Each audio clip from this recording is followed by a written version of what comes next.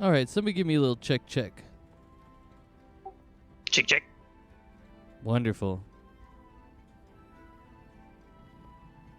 Check the check. Well, check the check. I don't know. That's working. No, that's good.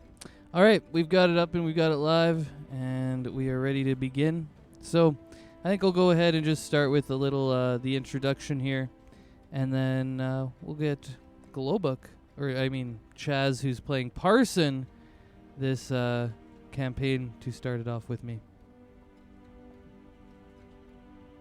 So, all right, just close a few things, go to the world history thing. Okay, so for this campaign, we'll be playing in the Dawn War Pantheon with a little bit of the Dawn War history, and it's tied to the Forgotten Realms a little bit. But here we go. We'll dive right into the world history to bring us right up to the point where we're going to start today's session, and that way you guys have a little bit of an idea of what kind of a world you're stepping into. So, the Dawn War, which was a war between all the gods, and Tharizdun, at one point had froze over all of this world named Javrok that you currently inhabit. This was a war between gods that was basically for the power of the whole realm, the whole material plane. And as the war raged on, eventually the sun was devoured by a primordial known as Dendar the Night Serpent. And at that point, the seas had froze on the world, and the races of the world were forced into peril. But eventually, everybody came together, and there was another primordial named Ubteo, who decided to turn against his kin, and they all were able to defeat Tharizdun, and he was imprisoned in the Abyss, and that was a long time ago. And after that, the world was thawed by the sun coming back, and what was known as the Age of Dragons began, and that all happened about 30,000 years ago. So, after the Dawn War, the God War, essentially, we entered the Age of Dragons, and this was known as the Dawn Age, or the Age of Dragons, essentially.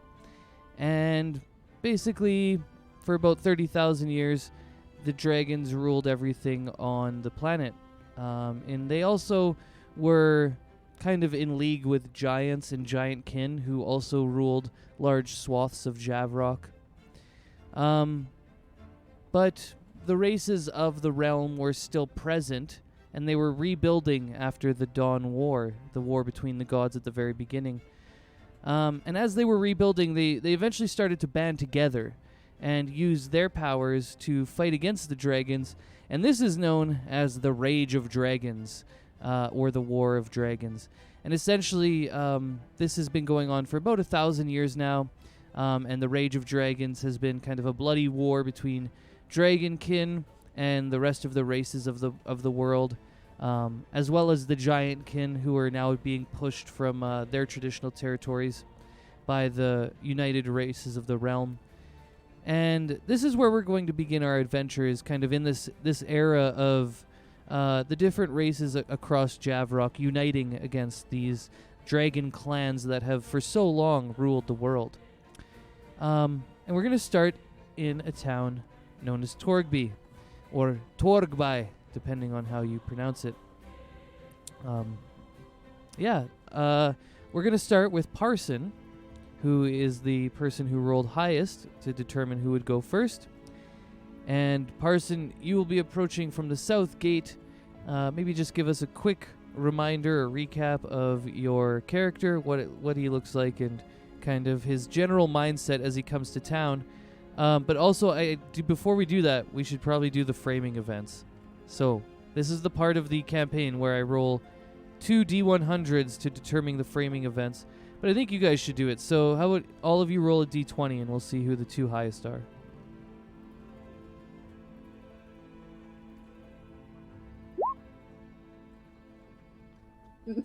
Not me. All right. Well, the other two can go ahead and roll a D100.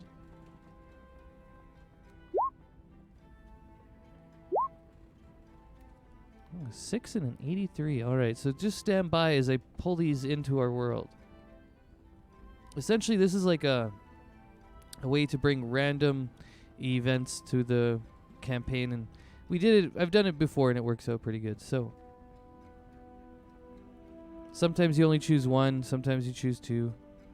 I like rolling for two. Nice and random. Keep it random. All right. An arena event. Oh, wow. Okay. And 83. It's Royal Audience Day at the arena. Oh, wow. It's all coming together.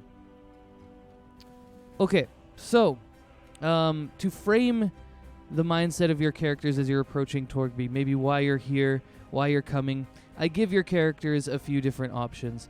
And what we just rolled for one is that there's going to be an arena event. Essentially, some of the top fighters in all of Torgby are going to come together and fight in the center of town. And it's actually going to be attended by all of the royals, the different noble houses of Torgby that sit on the noble council and that do a lot of the business and work around here.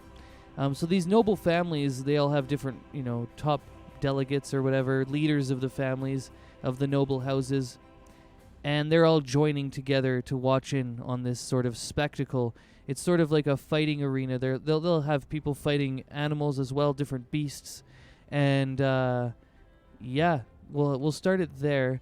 So, as your character's coming, they might know about this already. They might have heard it on the streets and or on the road. Maybe that's why they're coming. It's a big event. But beyond that, all of your characters have been contacted by letter by a person that they have known. Either it's a friendship or you've worked for them. I'm going to work with all of you, or you can come up with your own ideas on how you know this person. But this NPC that I'm first going to introduce to you all is named Belle, a.k.a. Bellatrix Vale, Belle the Wise, and she has told you that she has more work for you. All you have to do is come to Torgby at the end of the month when the arena fight is going to happen and all the nobles will be in attendance. Come that day and to visit her at her nice estate, essentially. And she'll have a job for you, and she promises 50 PP up front, 50 platinum up front, and then 50 more upon completion of whatever job she is talking about. She said she can't really talk about it in the letter because it's secretive, but that's why you need to come to Torgby at the end of the month, and she'll be all set up to take you on this adventure that pays very well. So like I said, you can come up with your own relationship with Belle, and I'm going to put her into the NPCs folder under Torgby. She'll be the first NPC that you guys are sort of know or are introduced to. But yeah, we'll start with you, Parson, then. So now that we've got you two ideas of why you would be coming to Torgby or Torgby, now you can roll with those, or if you have a third reason that you've come up with your own, feel free to do it, and we'll start there. So, Parson, quick character introduction and kind of where your head's at as you're coming to Torgby. So, like we said before, Parson is he's a high elf. He has a pirate background, so he's dressed kind of in like pirate attire, long blue coat, little triangle hat thing. Most of his clothes are pretty tattered. He looks like he's had a rough go of it lately. Yeah, he's just kind of heading into town. He's actually been looking for work, so that's his whole reason for being there. Even before I knew that. Oh, and he's got a little brown and orange owl that perches on his shoulder. Nice, awesome. Little owl, blue tattered robes kind of thing. And then, yeah, the token's there for you guys at the south gate, if you want to see. I actually cannot see any south gate as I am still on the world map. We got to take you off the world now. Off from Torgby, off to the actual town. Let me whisk you away. Zoom, zoom. Extra zoom. Thank you very much. 1,000 times zoom. All right, now you can see And this is sort of just like our overview map. Usually I put little NPCs on little houses to remind you of where everybody lives. So let's go ahead and do that one right now, because I'll put Belle onto her estate, which she included a small map of Torgby and where her estate is for you all on that letter that she originally sent you.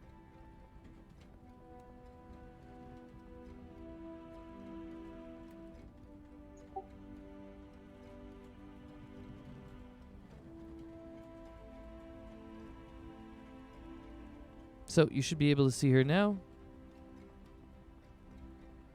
Yep. And that's her estate there. This sort of, reclused, kind of nice mansion-y thing. I don't know what you would call it. It's a nice estate.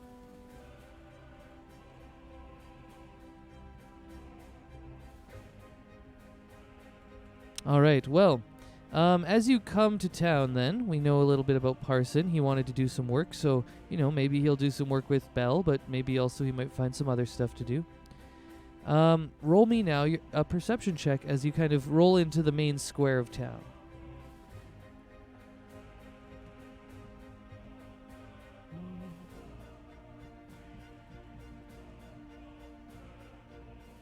All right, 17's pretty good. You're able to see that there's, large fighting arenas being set up by some carpenters in the middle of this square that I've just moved you to. In the area that they're building, they're kind of pushing people away because it's a busy square. A lot of people have come to town today for this event, and there's people selling goods on the sides of the roads just sort of haphazardly. There's a few shops around. You can see an adventurer's shop, what looks to be maybe a small magic shop, and you can see that there's a lot of different merchants selling fruits and vegetables, pieces of clothing, a few little different pieces of what I would consider starting equipment if you needed to re-outfit yourself with something. And yeah, you can kind of look around. You know that it's pretty early in the morning, and it looks like these festivities are going to happen a little later in the day. So what are you up to as you stroll into town? Are you thinking of heading straight to Belle's, or is there some things you want to do before that? Well, first thing he's gonna do, he's gonna probably walk up to one of these produce sellers. He's gonna pick up an apple, and he's gonna take a nice big old bite out of it and just start walking away. All right, you see this little halfling that was coming here. He's like, "Hey, you got to pay for that, you know?" He turns, doesn't say anything, and he shows the nice big skull ring that happens to be right on his middle finger, so you can take that as flipping him off or just showing that, and I'm going to use this little thing right here, his bad reputation. All right, he kind of looks you up and down and sees that you're armed pretty heavily, and he's like, "Oh, it's fine actually. That one was a bad one anyway. It's fine. You can have it." He just kind of keeps on walking.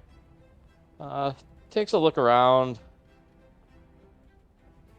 He's probably just going to go kind of hang out and watch the people set up the fighting pits. Sounds good. You can hear in the background the little halfling kind of muttering to some maybe his son or his business partner. He's like, "Wow, that little bastard!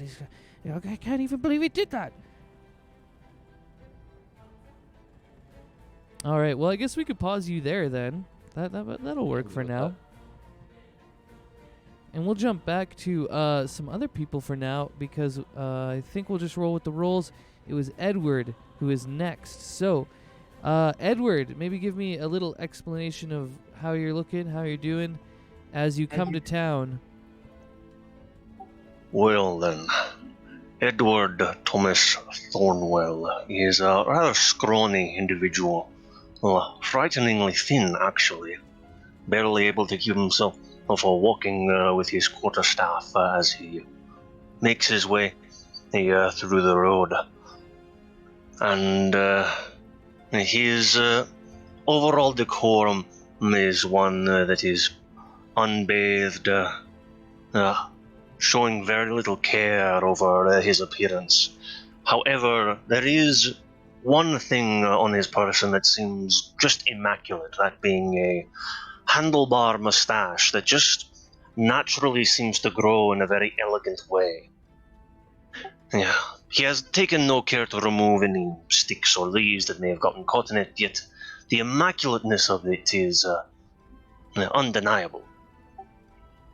Beyond that, with his pale demeanor and bored or uninterested eyes, he wanders through town, simply answering his summons. Wonderful. All right, roll me a perception as you roll into the main square of town. Would you like my passive investigation, my passive perception, or an active perception? Oh yeah. Actually, you clear it on the passive because your passive is 22, right? Indeed, due to my observant feat. Yes, I should have remembered that. All right, we're gonna. This is gonna be great. I had somebody have this before, so it adds a nice little touch. You can see that beyond everything that Parsons saw earlier, which is the shops and the people setting up for the arena, and the different merchants that are around. You see that there's a group of guys in an alleyway, pretty close to the entrance of this whole main square. And they look like they're betting. They're like talking to each other. They're like, some guy's got a little book and he's like handing out little slips of paper and money and stuff like that. And you think that there's like bets probably taking place over there on the upcoming arena events that will be happening later today. But by the way they're looking, you can tell that this is not a legal operation. Well, it is an interesting development, but where there are cities, there are always those doing illegal activities, and Edward has no care for the moral disputes of individuals, so he is not going to note or report on it, Sounds good. as he is simply continuing along, just making note of things here and there, as he merely continues to his destination where he was called by Miss Bell. All right, and as you go through the main square, then you also see Parson. Parson, you clock sort of this human. How tall are you, Edward? Edward is a little around the average height of a man, standing at about 5'8", though his hunched appearance and quarterstaff that's helping him along make him appear a couple inches shorter. Sounds good. So you clock this kind of hunched figure moving through the square. Do you want to say anything or do anything, or maybe leave it alone? Person would probably just be like leaning up against a tree, his hat kind of pulled down over his eyes a little bit, just kind of honestly just keeping to himself for now. Sounds good. All right, you eventually make your way to Bell's place, and should I make you pause there? Yeah, let's pause there. That's a good place to pause. Mm-hmm. All right. Now we jump to Drya Edgeworth. So, Drya, let me know how you're thinking about your character and what they look like. Drea is a very short high elf, dressed very as immaculate as an adventurer could be. She wears a off-shoulder shirt with leather armor like weaved into it, like she personally got it made, and is wearing very elegant clothing most of the time. She has earrings from all down her very prominent ears, and she's always holding on to this very small tome in her arms. But every step she's taking, she's always looking around, like she's hearing something, and she turns around every now and then and it's just no one. And she's very much timidly entering this city. She's very much afraid that something or someone is going to say something and it's going to catch her completely off guard. Sounds good. All right, well, I'll get you to roll me that same perception check. Would you allow a guidance? Yeah, sure. I mean, you're pretty nervous coming to this town. I would say that's in character. Sorry, I'm just ticking it in perception. Ooh. That's a very high number. Oh, all right. So, as you're walking towards Belle's house, you see that there is a hunched over guy, man and a human, approaching the house pretty much around the same time you're getting there. However, you can also see down the area towards the middle of the town, the arena, Parson, you can see there. You can also see these merchants that have different clothing and food. And then you can also see these different shops, magic shops, or, well, a magic shop and some adventuring shops. Yeah, and so you're at this kind of crossroads where you can see Belle's house, but you can also see this arena. Oh, and because you rolled so well, obviously I shouldn't forget, you can see the illegal gambling ring that is kind of happening down an alleyway, and you can see the shady characters kind of passing off pieces of money and pieces of paper. I think what she would do is she would note it but not say anything and kind of just shyly back away, knowing her, like, even though she probably got really high, her anxiety was like, okay, shady people, shady everywhere. I don't like this. I don't like any of this. And she's probably, knowing her, she's actively walking someone. She's making her way to where she got told to go, but she's very much just trying to avoid everyone. All right. Well, so you're headed towards Belle's, kind of, but you're still trying to avoid Edward maybe a bit. I'm avoiding as many people as I can. Fair enough. Edward, even though, well, actually, if you're trying to avoid, let's go roll a little bit of a stealth as you approach. I want to see how this plays out. Yeah, it's probably a very bad attempt. Stealth. I'll keep it on stage to remove it. I'll also say it's a very high DC because he's so good passively. I know. All right, we'll go to you, Edward. So, Edward, as you've been approaching Belle's place, you immediately clock that, first off, the windows are...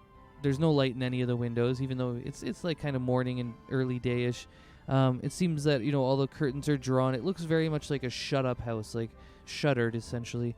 But, the doors are locked when you approach, and you get the sense, and you knock a few times, and you get the sense that nobody's home, which is kind of weird because Belle was kind of saying that you guys should meet today, and she said that she would be home, and she was the one who contacted you. So you start to get this kind of uneasy, unnerving feeling, and then you start to hear somebody behind you, and you're not exactly sure who it is, but you can tell that they are light on their feet, as they're not a heavy, blundering presence. And you turn around and you see Drea. Excuse me, Missy. Hi. Would you happen to know where the mistress of this household is?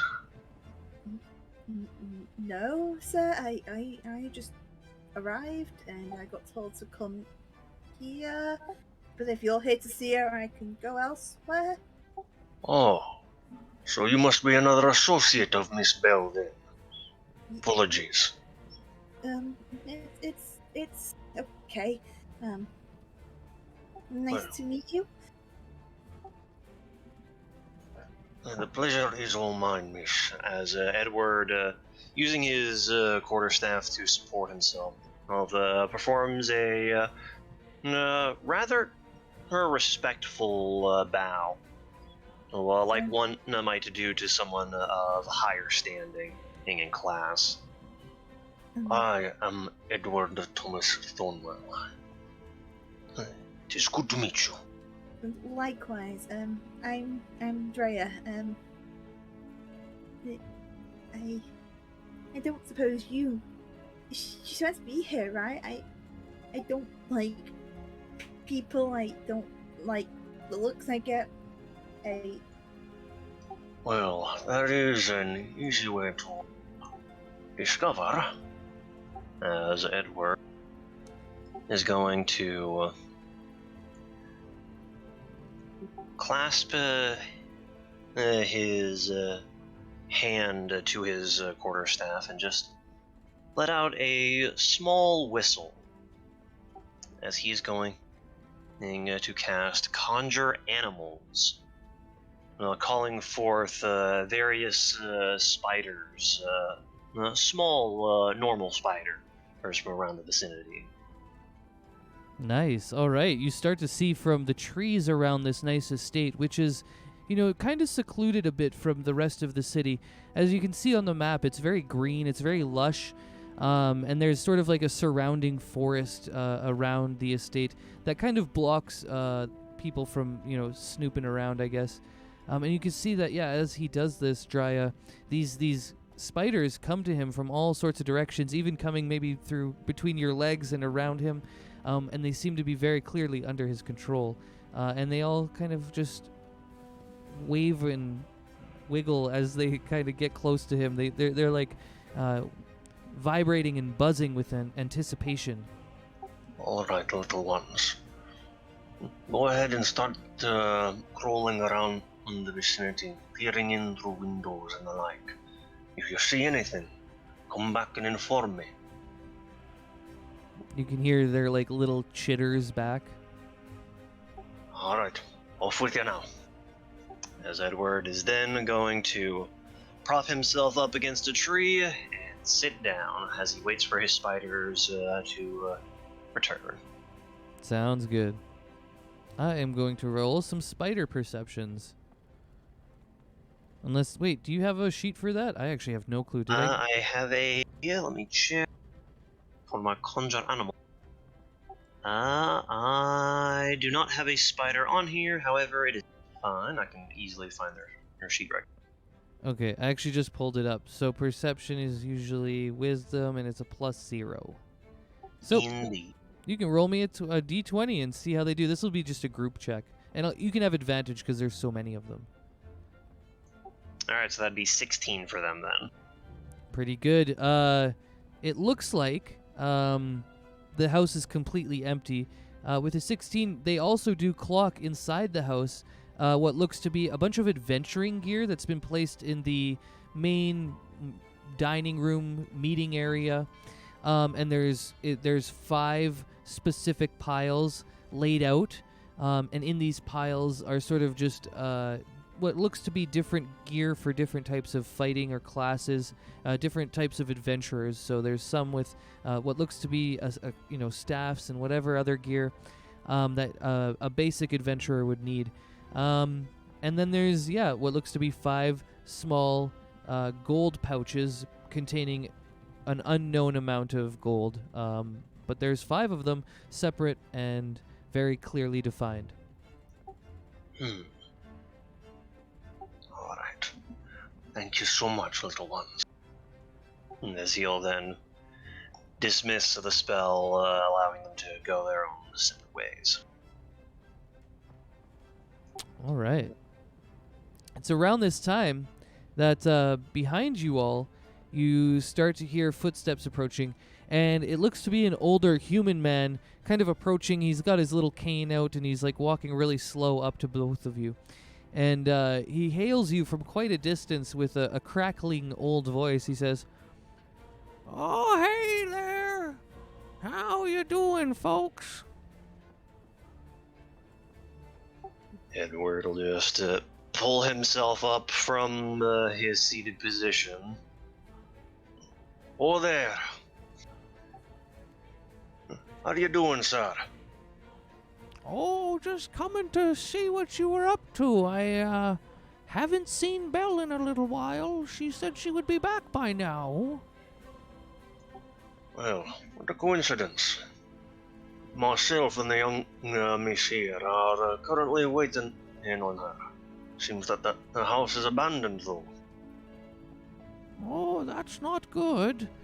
She said she had to go for a little adventure up to the Asgard Peaks, but, the Asgard Peaks are not that far away. I thought she would have returned by now." I see. Then it would probably be best if we wait until she returned, then. "Oh, I guess, yeah. You wouldn't happen to know anything about where she went to, hey?" Other than the fact you just said she went to the Asgard Peaks. I'm afraid not. She's the one that called me here. Oh, yes, I think she's, maybe gotten lost up in those mountains. I'm a little worried for her. Young miss, do you have any ideas on the situation? No. I don't know. I mean, I've been around places, but I don't know why she's there. I apologize for any barking you hear in the background. My dog's currently going crazy. Oh, that's fine. That happens to all of us, I'm sure. Well then, I suppose we could go looking for her up in those mountains. The natural world is my specialty, so it shouldn't be too hard to track her down. Though, it would be a rather dangerous endeavor with just the two of us. I mean, I hardly know how to climb a mountain. I don't look the part to climb a mountain. Mayhaps not, but you can never be too careful. Always having an extra set of eyes does help notice things that one might have missed. You're not wrong. I mean, I don't mind helping. I don't really have any skills. I'm just there. Not worry about not needing to have skill or whatnot. No one is asking you to do anything beyond a simple look. You can leave all of the difficult troubles to me. I may not look it, but I can make sure that we have a safe journey. Right. Yeah. This is your expertise. I'll follow your lead. And excuse me, old sir, I never got your name. Oh, my name is Damien. Well, Sir Damien, do you know if Miss Bell had any other individuals coming here to visit her this evening? Apparently, after some looking around while we were waiting, it seems she had the 5 visitors expected. So far, if I counted you among them, I only count the 3. Oh, I'm no adventurer. Those days are far behind me. I mean, I've killed a troll in my time, but that's a long time ago. But you know, she did say she was going to be hiring some sort of group of people to go on her next adventure, and I told her she should probably take all you with her. But she had something important to do the day she left, and told me to keep an eye out, though, for anybody arriving. So I assume that's you. I see. And you haven't seen anyone else come to the property yet? Not yet, but, there is a good inn if you want to wait. And there's the arena. There's the fighting today. I forgot almost. The nobles, they're all coming to watch the arena fights. Maybe you could all meet there. I'm not sure. That actually sounds like a rather ingenious idea. Well, Sir Damien, we'll give it a day or two, since there is so much to do here in town. If she does not return by tomorrow morning, then we'll set out to find her then. But till then, if you see any others come to the property, please do direct them to the inn, where we may meet our fellow companions. Oh, I will, for sure. I mean, usually there's a few stragglers a day or two late, you know. It's really hard to get here, Torgby. It's a long journey to most anywhere, and you have to go through some dangerous places, so I wouldn't be surprised if I see some people tomorrow as well.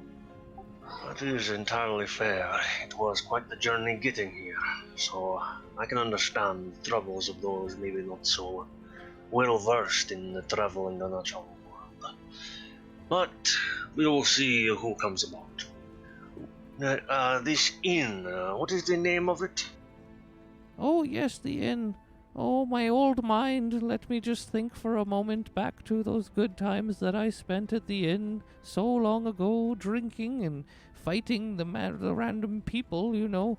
They all fight there. That's a good place if you want a bar fight, but let me think here. Oh, yes, it's called the Slender Leaf. I should have remembered that, yes, 'cause I'm quite slender myself. I think you got some competition there. As Edward just gestures to his incredibly thin frame with his 6 strength. Oh, I see you're a man of maybe not the best strength either, but you know what that does? It increases our character. Indeed. I believe, what is it? The weaker you get in one aspect, the stronger you get in another. I think that's where you go blind. Well, I think it applies in this situation as well. Perhaps. Well, let me see if you wouldn't care to join me. I'll be waiting at the Slender Leaf Inn for the rest of our companions, and we'll set out in the morning whenever the rest of our companions arrive. Sounds good. Maybe I'll see you down for some of the fights. Perhaps. We'll see. All right, well, I'm gonna get back to my place now, but have a good day. And you as well. As we're just gonna turn to Miss... I forgot your name, Drea? Drea, yeah. Well then, Miss Drea, care to join me at the inn? I mean, I may as well. May as well get to know who I'm spending some time with, right? It is a good idea to get to know your companions, and we can catch up on some maybe local rumors and the like in the inn, and if we're feeling rather adventurous and bored, then I suppose we can check out these fights that the local nobility is going to be looking at. I mean, can't go wrong with that, surely. And Edward is just gonna begin hobbling to the inn. All right. So, I'll say about this time, you know, you guys have all sort of arrived, walked around town. It's starting to get to maybe more noontime. The arena that they're setting up is sort of a circular arena, and they've got it mostly built now. The foot traffic is being pushed to the extreme outsides of the main square here. And they've built some bleachers that, you know, go around the arena so that everybody can walk up and look. There's some kind of like quote-unquote press boxes where the nobility will sit, kind of like the good boxes at the opera. And there's these different banners hanging down of orange and yellow. And they basically represent what all of you would know as the nobility in this area. They represent the noble council of Torgby. And it seems that this is sort of an event being put on by the elite, for the elite, but also for everybody else to have as a good time. You can see now more people have started to arrive and are starting to maybe take their places amongst the bleachers.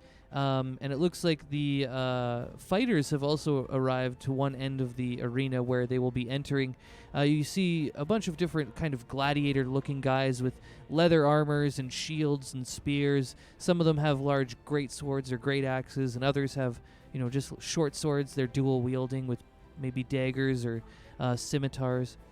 And at this point, you also see Parson, who's off to the side. And Edward, I'm going to say with your passive insight, you can tell that this is an adventurer, a hardened adventurer, somebody who, you know, is very good at what they do and probably could be part of these celebrations, but you can tell they're not here for that. They aren't a fighter in the actual games, and you have the sneaking suspicion that they might be one of the people who Belle would hire to protect her in the upcoming journey. Well, that may indeed be the case, but looking at him, if I recall from Parsons' description, he also looks like a rather intimidating individual. Oh, definitely, yeah. He looks, quite intimidating. So, Edward is going to If this truly is an adventure, they will probably be heading to the. If this is one of Miss Bell's companions, then I assume they'll eventually head to the manor, and then they'll eventually be sent to meet us at the tavern. Sounds but good. looking at the rough and tumble nature of Parson, he probably would like to avoid interacting with someone of that reputation if he can avoid it. All right, so Parson, you see, well, actually, Parson, you can go ahead and roll the insight back, I guess. Then I'll give you the opportunity. So go ahead and roll insight as these two walk past you. This high elf and this kind of hunched over old man. You know, they're a very odd couple. Let's put it that way. And you think it's totally nothing. normal. You're like, yep, I've seen worse. I've seen crazier. Okay. All right. Not necessarily worse, but anyways, you guys eventually get to the Slender Leaf Inn.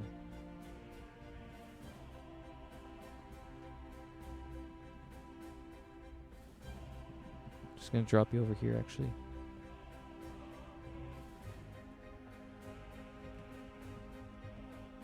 All right, and at the desk seems to be the purveyor of this tiny inn. So the inn, when you get to it from the outside, it's 3 floors up, and it's very skinny. Compared to the other, surrounding buildings, it's about half the width, and you can see it goes up very, very high. And it has very nice ornate kind of wood windows, like most of the rest of the architecture. But you can tell this building was kind of fit in last minute and doesn't quite match the surrounding buildings. It's a little bit newer, and it's a little bit more flourished. It has a lot more ornate woodwork on the outside, and it looks a little bit more maybe even pricey or upscale. But you can tell that this is sort of a gathering place as well, because there's a few guys outside who are just smoking some things, and one of them has a drink in his hand as you enter. And it's 2 humans, these 2 guys outside, and they look kind of a little more rough and tumble, very similar to Parson, and they don't pay you any mind as you walk up towards the entrance of the inn. Right. And Yeah. we'll head to the person man in the front. All right. So, yeah, as you open the door, you can see to the main straight-ahead thoroughfare through the foyer is the desk. And as you look off to the right of the desk, that is where this halfling female is sitting. You can see the bar, and it seems that there's a couple people there. It's pretty early, but there seems to be a couple people there for now. And she greets you. She says, "Oi, travelers, what can I do for you?" If you could be so kind as to... Hey, what's up? me and my companion here would like to rent some rooms Indeed. for the next couple of nights, if that's all right. No. Or I did, yeah. Oh, that's all right. In addition, some drinks after a long journey would also be fantastic. Oh, yeah, you can head over to the bar there. It's a lovely little place. We've got a good bartender. All right.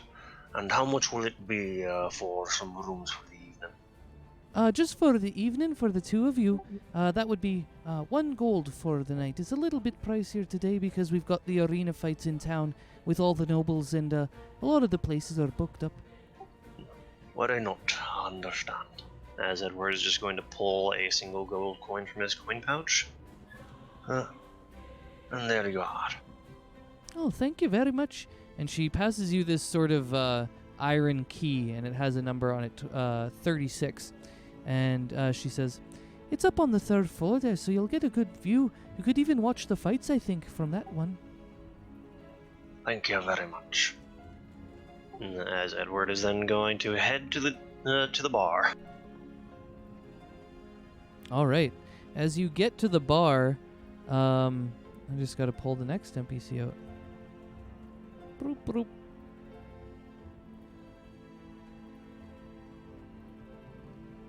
There is... I'll just put her beside. There's a... Oh, and I got to put it on the token layer. One sec. There we go. There's this sort of red-headed Nordic-looking woman manning the bar, I guess, womaning the bar. And she's got all this kind of leather-clad armor that she wears. She's got some furs that she has on.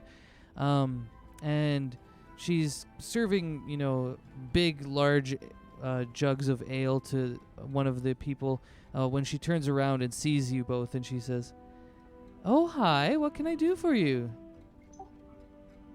Well, something easy to start the morning with, if you would not mind.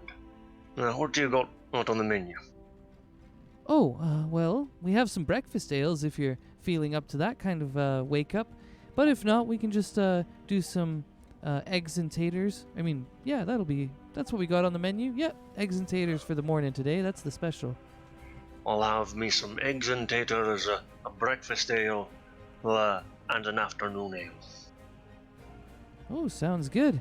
And how about you, miss? Anything for you, assuming you are old enough, I believe. I can't really tell.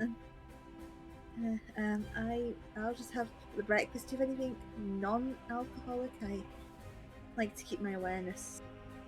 Oh, of course. We have a selection of fruit juices, or maybe even some tea. A fruit juice is fine. Any will do. All right, sounds good. So, a couple breakfasts and a couple ales, and look at me being a waiter. A little fruit juice. All right, I'll get back to you, and for all of that, that'll be just 2 gold. Alrighty then. Worry not, miss. I'll pay for the evening. Are you sure?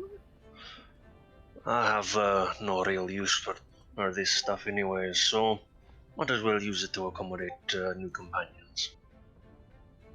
As I will give her 2 gold coins. Thank you kindly. So, Miss Drya, while we're waiting and on everything, since we are going to be traveling together, how do you know Miss Bell? Well, she's an acquaintance of my family, and given circumstances that happened with my family, I'm the only one who could answer her request, so I came alone. I see. Well, if you came along answering her call for adventurers and the like, you must have some skills. Not really. I can just... I have this book. That's about it. But I don't know what I can do. I just have I it. see. A new adventurer then. Get to discover your full potential. I barely turned 100, so yeah. Well, I forget sometimes that you elves are a lot more long-lived than the rest of us. Well, you don't need to worry about it too much. If there's any problems you have or any doubts you might need to be having regarding your circumstances, I may not know everything, but I'll do my best to offer an ear to listen and maybe give you some helpful advice. I appreciate it. I just don't know myself, really. I'm a little lost and worried. But I'm sure it's nothing. I'm sure it's nothing. And if it does turn out to be something, well then, we'll deal with it when it happens. Yeah, totally. But we're here for Belle. May as well keep bar slots open for that. Indeed. I will state, I did see a rather rough and tumble looking fellow on our way in here. Seemed to be wearing a skull ring around his finger. If I had to guess, that's probably another companion of ours. Oh, I really hope not. I mean, you can't judge a book by its cover. Maybe it's just an inheritance ring. Perhaps. But those that actively flash the rough and tumble character and dangerous feelings from them tend to be those that are willing to hurt others to get what they want. And when you're traveling in a group, it is imperative that we all work together.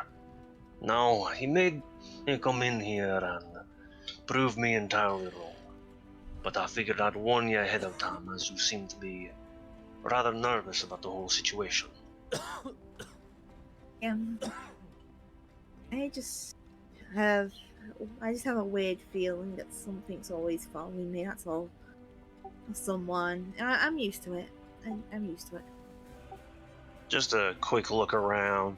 Does it seem like anyone is actively looking at or in any way trying to get closer to Miss Dryad at the moment in this vicinity? Well, this is a weird one. I was actually gonna say there's this the guy that the bartender was giving an ale to, actually does approach weirdly, but you can tell by the way he's approaching. He's not coming like to attack or anything. He's like getting buffed up. He's looking at her and you, and he kind of comes across. He's like, "Hey, miss, is this guy bothering you or anything?" And he's kind of like flexing his muscles at Drya and like posturing a bit. No, everything's fine. Everything's fine. You don't need to flex what you have. All right, well, I just thought maybe, he's a little small or something, but, if you want me to buy you a drink, I'll be over here. And he kind of gives you a greasy wink. I'll think on it. You see, walks away is there's some ale dripping from his beard. Yes. Yeah. I'm gonna offer you a small piece of wisdom that I've learned after traveling around. No matter if you feel like someone's following you, if you feel like there's danger around every corner, you always need to remember there are those in the world that are willing and able to give you a hand. And it's not a matter of whether or not you feel like there's danger about, but whether or not you're brave enough to face it, and brave enough to ask for help.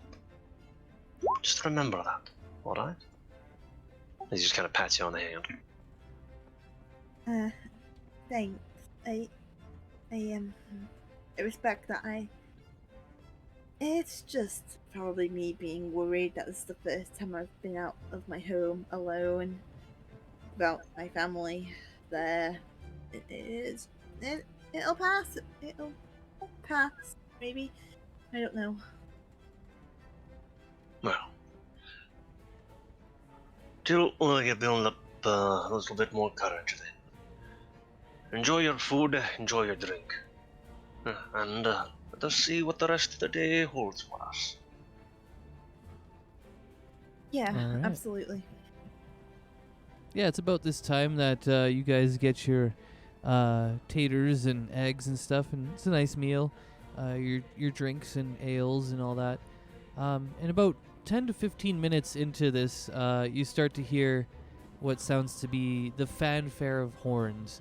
Very loud, musical, melodic horns that are kind of like a fanfare of arrival kind of music as it bounces through the main square. And you're not too far from the main square, being at the Slender Leaf. You're just down the way. And you realize that this is, and you're all wise enough, I would say, and to know that this is the signal that the beginning of the arena events are going to start. It's about maybe 2 in the afternoon now, and you can see that the main square, when you look out the windows of the Slender Leaf and Parson, who's out in the main square still, you can see it's starting to fill up in the bleachers. There's a lot of people who've taken the main front rows. They're kind of the hardcore people who want to get splattered with blood and stuff, and some other people who are maybe a bit older or don't want to see so much, don't want to have a heart attack. They're sitting closer to the back of the bleachers. Yeah. Well, just a quick question. And was there anything Parson wanted to do instead of just stand there for 2 to 3 hours? I mean, at some point he probably would have made his way up to the place, the mansion place. Because I was about to say, like, we kind of focused on us a little while and kind of forgot about Parson over there. Yeah, for sure. So we'll play that then, before all of this happens. So, yeah, you show up to the house, and we'll just kind of like move it, as we all know what's going to happen. You go to the door, it's not open. Well, we'll start right there. You go to the door and it's not open. What do you do? He's got no shame. He's gonna start peeking through the windows. Sounds good. Yeah, you can roll a perception now too.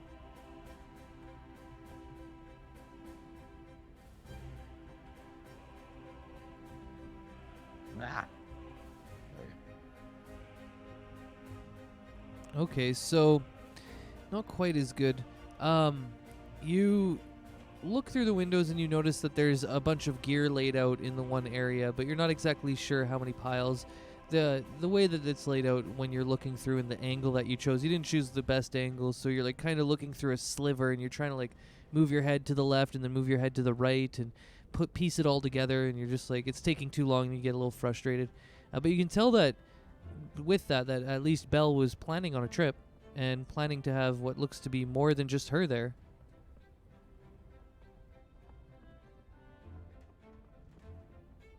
Yeah, he's just gonna kind of shrug and be like, well, that's odd, and just start walking back.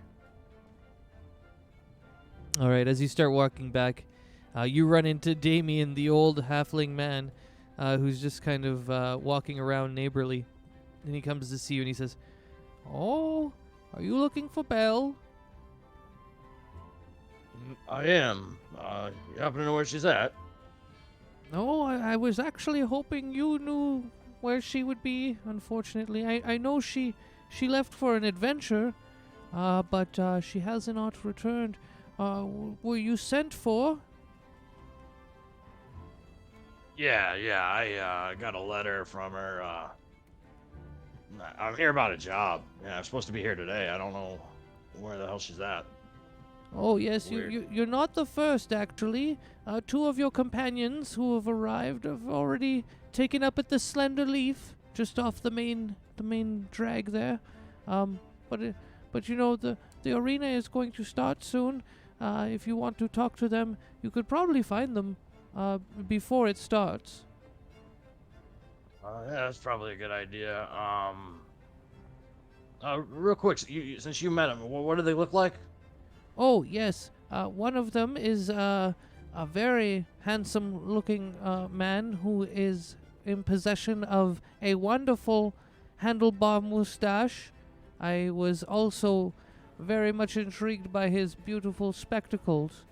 He is in the company of one of the most beautiful elves I've seen in a long time. It's not often that the high elves come down to lowly Torgby, but it was nice to see a breath of fresh youth. Anyways, you will be able to see them probably pretty clearly. They make a bit of an odd couple. Yeah, I think I might have already seen them, but yeah, I'll go find them. Thanks. What was it? Damien? Oh yes, my name is Damien Knotwood.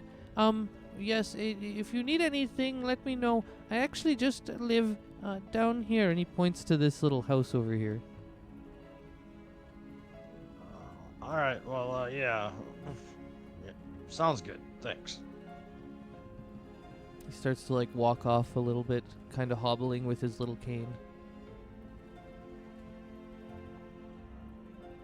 At that, he would start to make his way back to the inn to see if he can find his these two people.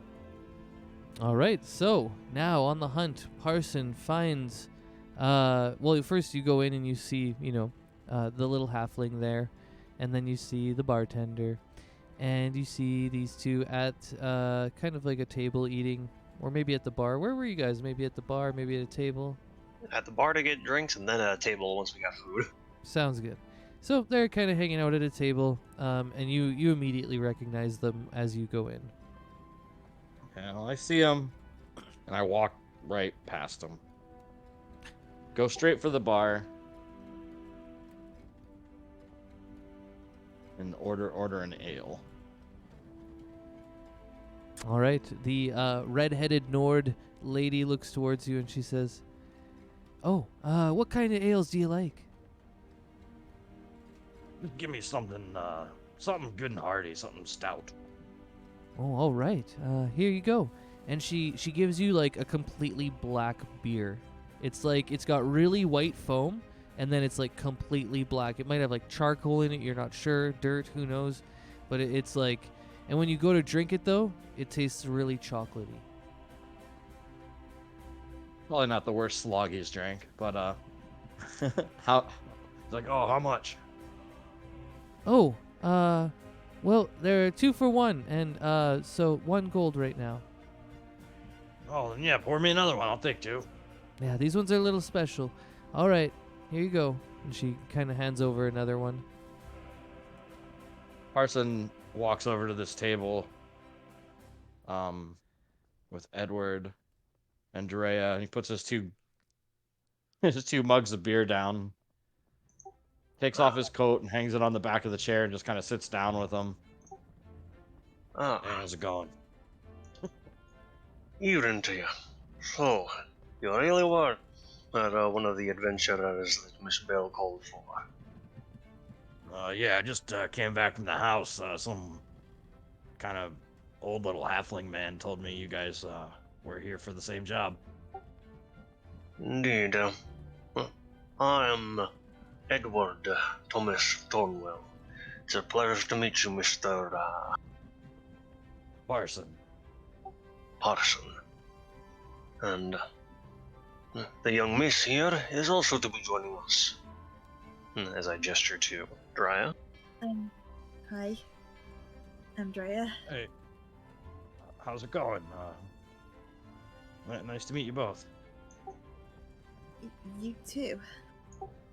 So, me and Miss Drea here were just discussing about how she knew Miss Bell. I don't suppose you'd be willing to intrigue us as to how you know our employer? Oh, well, how do I put this? I used to run with a pretty rough crew back in the day. Kind of got away from that. And I've just been kind of picking up jobs here and there in the area. Don't really know her that well, honestly, but, just through a mutual, friend, I guess you could say. Acquaintance. Not really a friend. I see. Well, you say you used to run a little bit of a rougher crowd. You sure you're gonna be alright traveling all around with old skin and bones here? Well, you don't have to worry about me. I've given most of that up. Nothing left but the drinking at this point. Well, I'll raise a glass to that at least then. As Edward will raise his mug. Alright, so I'm gonna do the same. And Edward just starts drinking and drinking, not stopping until his ale is completely finished. That is a good way to start the morning. So, you heard about this fighting pit going on here? Yeah, I just saw it as I was coming into town. Looks like things were getting ready to start out there when I came in. Well, We're currently giving it a day or so to see if any other of our companions come in. I had some looking around, and looks like we're expecting 5 people in total. And since the 3 of us are here, I'd rather wait until we get our other 2 companions before going out to search for Miss Bell.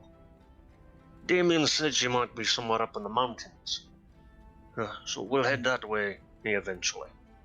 Till then, I figured we could rest up here at the inn and maybe enjoy some of the spectacles. It might not be such a bad idea. Spend some time in town. Well then, if you all are in agreement then, what about we go see what kind of fights are set to be going down? After all, if the nobility of the area is willing to give it a look, I'm sure they've hired some. They're great fighters.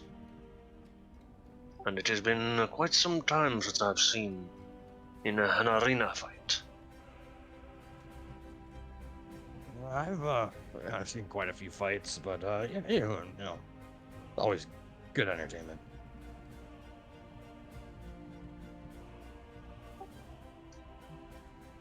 Alright, then after finishing up his food and drink, Edward will head on out to go catch a view of the fights.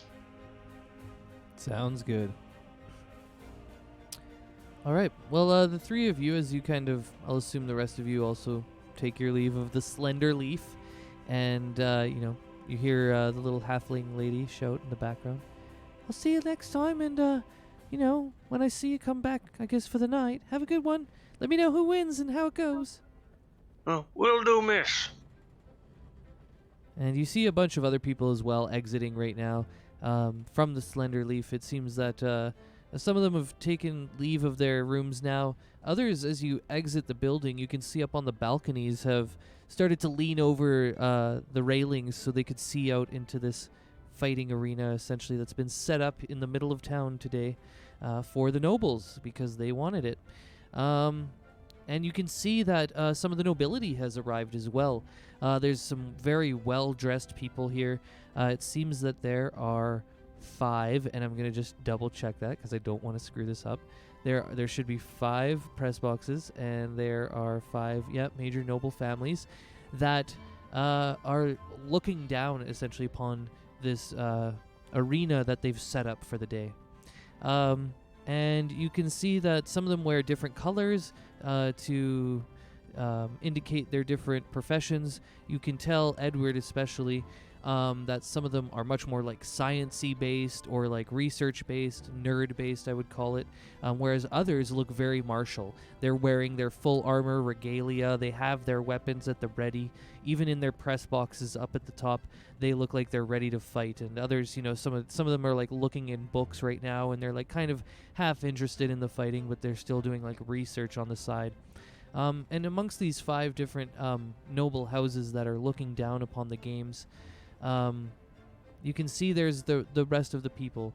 And now the bleachers are almost full. The lower ring is definitely full with die-hard enthusiasts of this stuff. The upper ring is full of people who don't want to be close to it. And as you guys approach, you can hear a caller getting ready. So, are you guys going to take seats, or do you want to watch from the outsides? What do you want to do?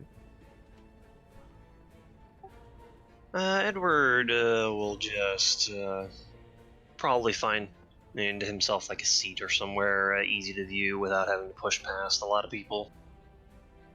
All right, sounds good. I also forgot to mention you can see the fighters off to the one side. They're kind of like all protected and hanging out. And then you can also see the illegal gambling ring that's down the alley. But if you want to, we can start getting into the arena sessions. If anybody wants to do something before that starts, let me know. I'm good. All right, sounds good.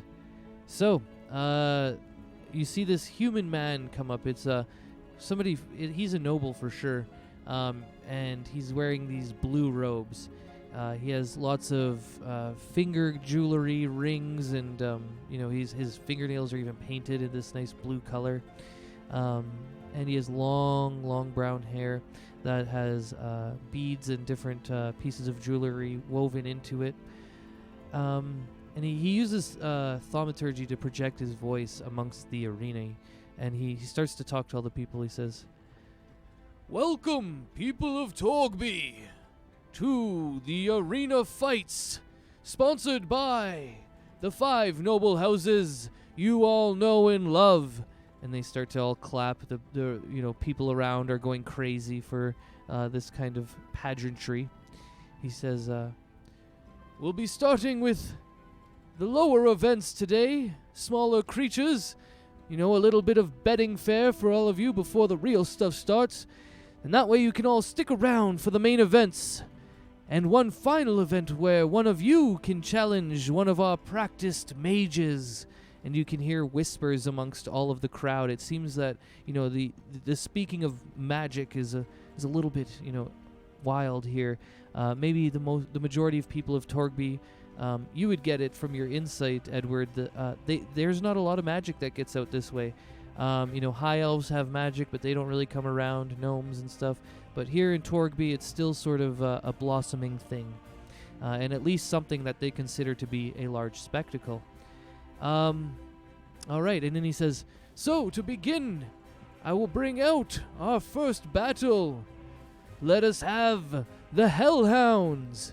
And you can see they bring out these 2 Hellhounds that have 2 heads each. And they're kind of dripping this saliva. It looks like almost poisonous, with wisps of green or something as they drip. It's foaming a little bit. And you can tell that there's, a lot of bad blood between whatever 2 Hellhounds they've had, because they're barking at each other already. They're hanging on the chains. And at this point, we're going to go ahead, and I was thinking we could have you guys... So this is the point where I want to know how we're going to run the arena. Do you guys want to bet on this stuff? Do you want to run the NPCs? Or do you just want me to kind of explain it? Let me know what you think. I'm down with running some NPCs for a gladiator arena. All right, so I think what we can do then is I can bring out the sheet for Hellhound. And I mean, then if my other 2 teammates want to, if they don't care to go through it, then I'm fine with just having it be a descriptive thing. I'm easy going. I don't mind either way. I don't mind either way. Parson would probably bet, once we get to like actual fighters, like gladiators. That sounds good to me. If I show this Hellhound to you, it should be at the top of the journal now. Can you guys use the character sheet tab of it?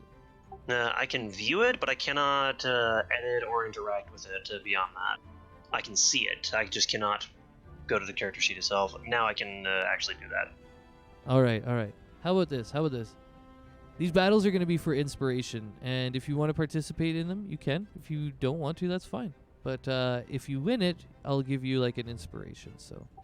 Yeah, sounds like a plan to me. Lego. All right, so let's go bounce back to Parson. Parson, you want to do some betting? So you're gonna slink off to the alleyway. Yeah, for sure. All right. Are you gonna do it stealthily, or are you just gonna like alert your friends, like, hey, or these people that like, hey, I'm going? Just be like, hey, I'll be right back.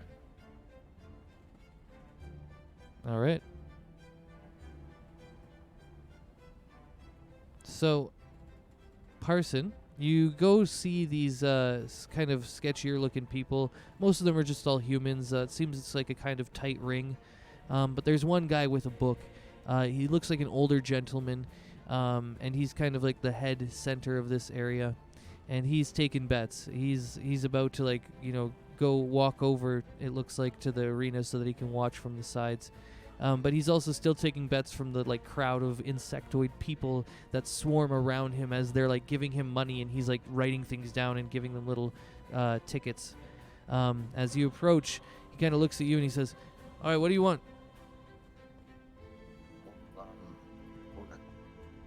I honestly, what are you got fighters coming up, or sorry, I'm not from here. Oh yeah, we have a couple gladiator battles, not to the death today, nothing like that. But we do have then the main event, what we'll call the the local show where one of the best people that we can, determine will fight one of our better magicians, and we'll see how they do. All right. So what are the odds on the fighter and the magician, the final? Usually they're cocked up to like 1 to 10, but we'll see who the potential person is. I mean, sometimes we get some pretty good people who show up for that event. It has a pretty good prize, 100 gold. So. And what's the buy-in? We take 10 gold minimum bet. Well, you have a good day then, sir. Money you have not. Right, yeah. Oh, yeah, I got I like guess- 9 gold. Yeah, I guess at this level too. Let me go back to character wealth. I forgot to give you guys gold at the beginning, so let me just go check out what your character wealth is right now. I got like jack shit for gold. You're all gonna get a bunch of gold. You'll be able to place the bet, Parson. I just haven't. I forgot to do Imagine this having in gold. session 0. Oh yeah, no, you're good. I was just like I was just going with it, Gotta look in all my stuff.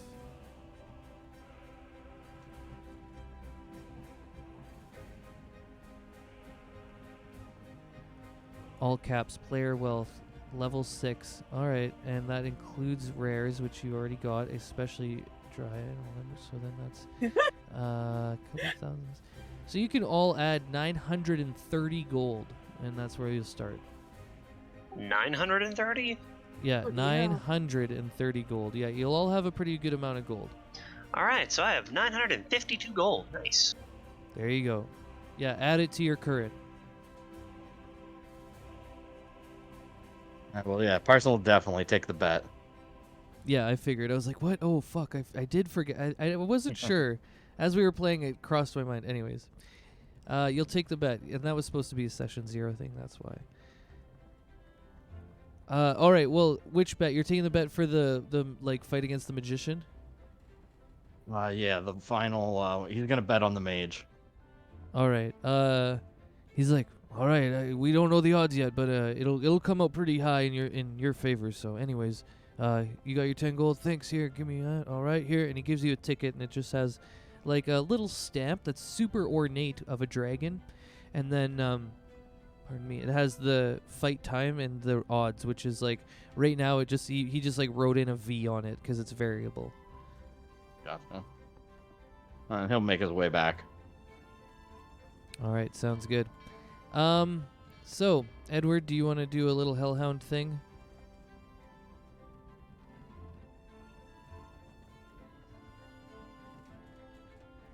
Because we could do a little hellhound battle if you want. Hellhound versus Hellhound is gonna be a bunch of bites. Yeah, bites and fire breaths. What I was gonna do is just do the first round, and whoever wins the first round of battle, we'll just say they win the battle. Whoever wins the first round of battle. Yeah, you'll roll initiative. We'll do 1 round of combat, and then, pardon me, 1 round of combat. Alright, sounds fine. High stakes. Well, here's the initiative for my Hellhound.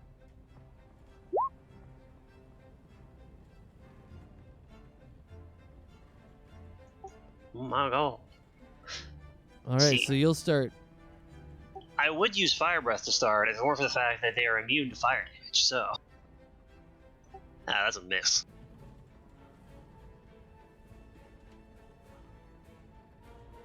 That is also a miss. All right, we'll keep going. We'll keep going until somebody has a round that it's opposite. It's like a shootout. He got me. Top shelf. One of them just chasing his tail. All right. Yeah, that's 9 bonus of Pearson. All right, that was the first battle. You see one of the hellhounds was chasing the other one basically, and then they kind of got almost distracted, but oh yeah, you said chasing its tail. Yeah, it was chasing its tail too for a little bit, but it eventually gets chomped down in the neck and unfortunately dies.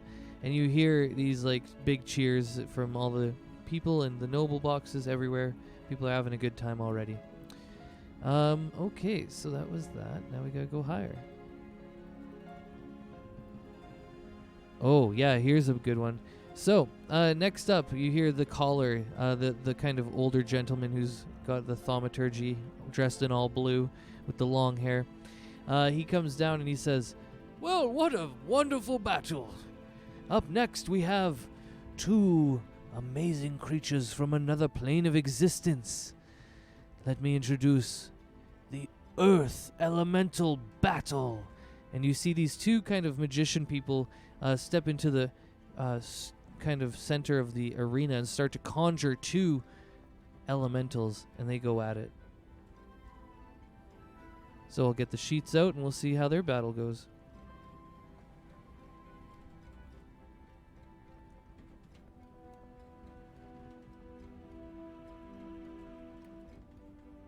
I'm not even sure how it'll go.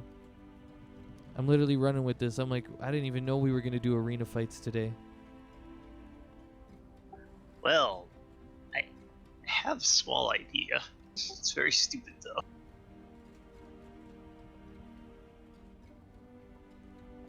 All right. Well, I'll do another battle. We're going to do just, I think, like 3 or 4 rounds of this, or maybe 4 or 5. Anyways, but we'll because we're ramping up pretty good. So, I cannot edit the sheet. oh yeah, I just hit show to players. That's right. 2-stepper. You could just do it all in 1 step, but I always do it in 2, I guess. Anyways, there you go. Now you can roll off it. Ready for another battle? Yeah, here we go. Jeez. Also, if anybody else does want to get into this, just let me know and we'll just throw you into it. We'll just say that there was 3 elementals, you know. But for now, all right, multi-attack, 2 slams. Mm-hmm.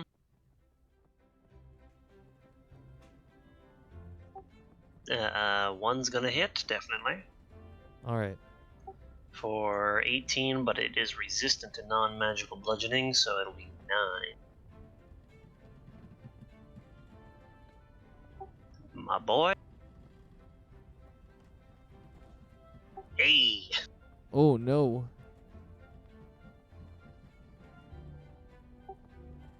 All right, you Okay. win. You win an inspiration. Hey! I did a thing! All right, good Did job. a thing. All right, well, you can't win too many more inspirations. So do either of you want to try and take me on for an inspiration in these arena battles? Why I'll not? give it a shot. Yeah. You go yeah. first. You go first. I mean, you can't. It doesn't matter. Okay. I mean, I'm telling you to go first. So you're going first. All right, I'll go first. All right, we're doing ropers. Oh. Oh boyo. Oh boy. Ooh. It's going to be weird because they're just going to hug and kiss until they die. Right.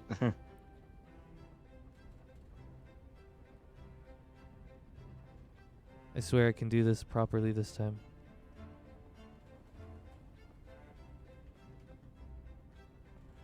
There we go. Bringing it up. Feel free to roll me initiative when you're ready to go. Fucking Oh. lots of it coming out today. All right. Yeah. All right, just a shitty old 7. Your turn.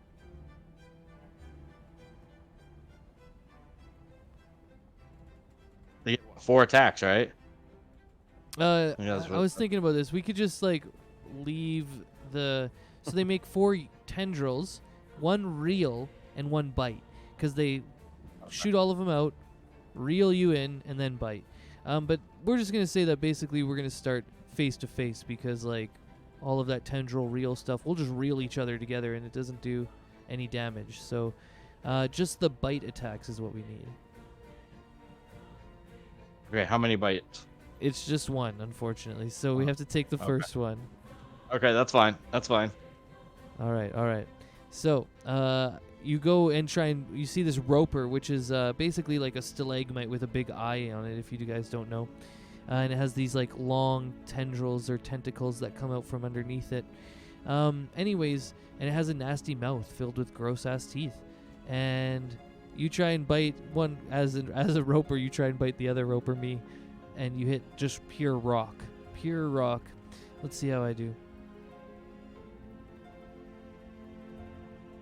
Oh, we're gonna have to roll high too on this one. I missed too. We're just like, you see the two ropers? They're just like making out essentially. They're just like gnawing on each other's rocks.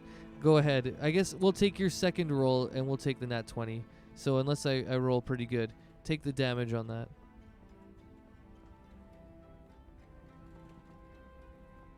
Fuck. Okay. Yeah. I think you're gonna win it, bud. I do hit, but it's not gonna do the same amount of damage. Just no way. All right. You get inspiration as well. Look at you guys go. You're making a fool of me now. Huh.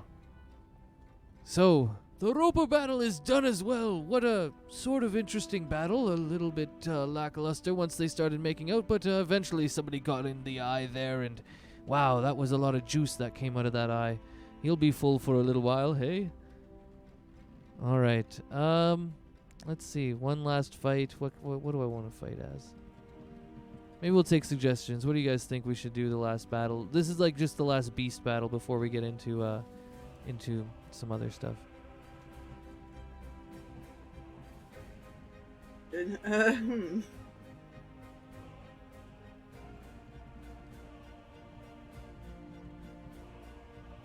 was gonna say owlbears, but I love owlbears and I don't want to watch them fight.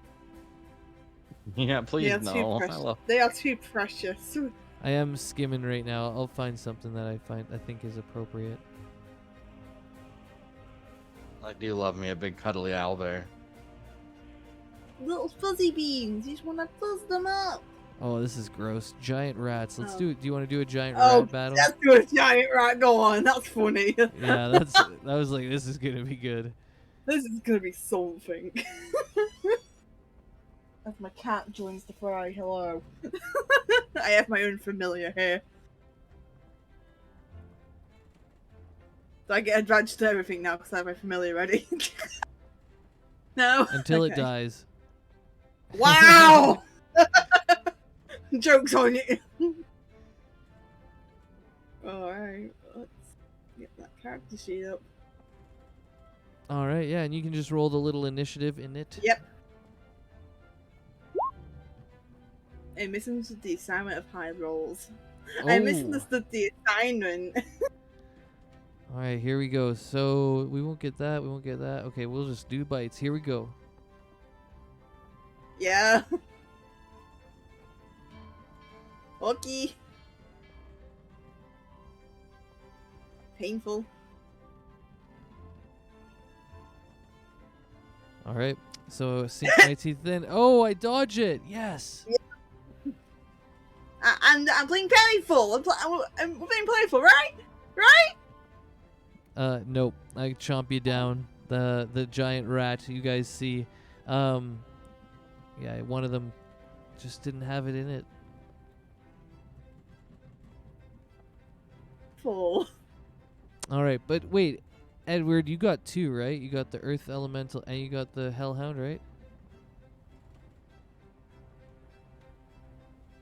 I believe so. Yeah, he did. I think he BRB'd. Oh, Yeah. oh, I didn't see that. Sorry. Anyways, but I'll give you two, so I'll give you another one. Let's go look for another one. The rats are so late for HP. The babies.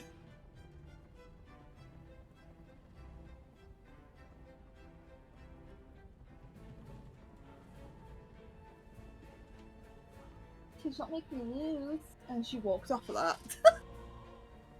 I think we could do ogre zombies. They're pretty nasty, and they get undead Ooh. fortitude. So we'll make it like a best of 3 kind of thing. Makes sense, alright. So the guy's like, for the last of the beastly spectacles, we bring you a necromantic, large... Well, just take a look at it. And you see that they like start to unbox these huge boxes. These ogre zombies come. They're large. They're like 10 feet tall. They've got these big bellies, and they're like kind of... Their flesh is kind of sloughing off as it's like being eaten away, and they're starting to move, incarnated with necromantic energy.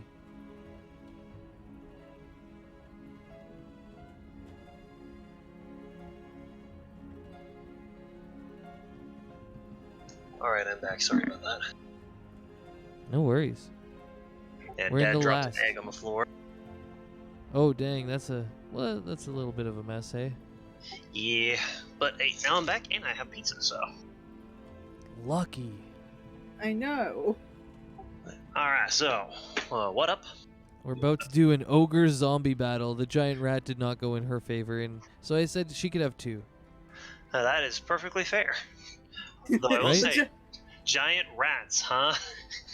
Man, they're really going all out for this competition. Oh yeah, they keep like scaling it up, and now we have an ogre zombie. They like brought back some dead ogres for this, and this is like the last peak of the kind of like beastly rounds. He is how it was introduced. So let's roll it. Let's start with the initiatives. Again, another nat 20 on initiatives. Seems like this will be real good. Ooh. Have a swing. Yep. And we're doing best 3 out of 5 on this one, so you got to win a couple rounds. That's fair. Nice. Ooh, swinging The duality wide. of man. Yep. Yep.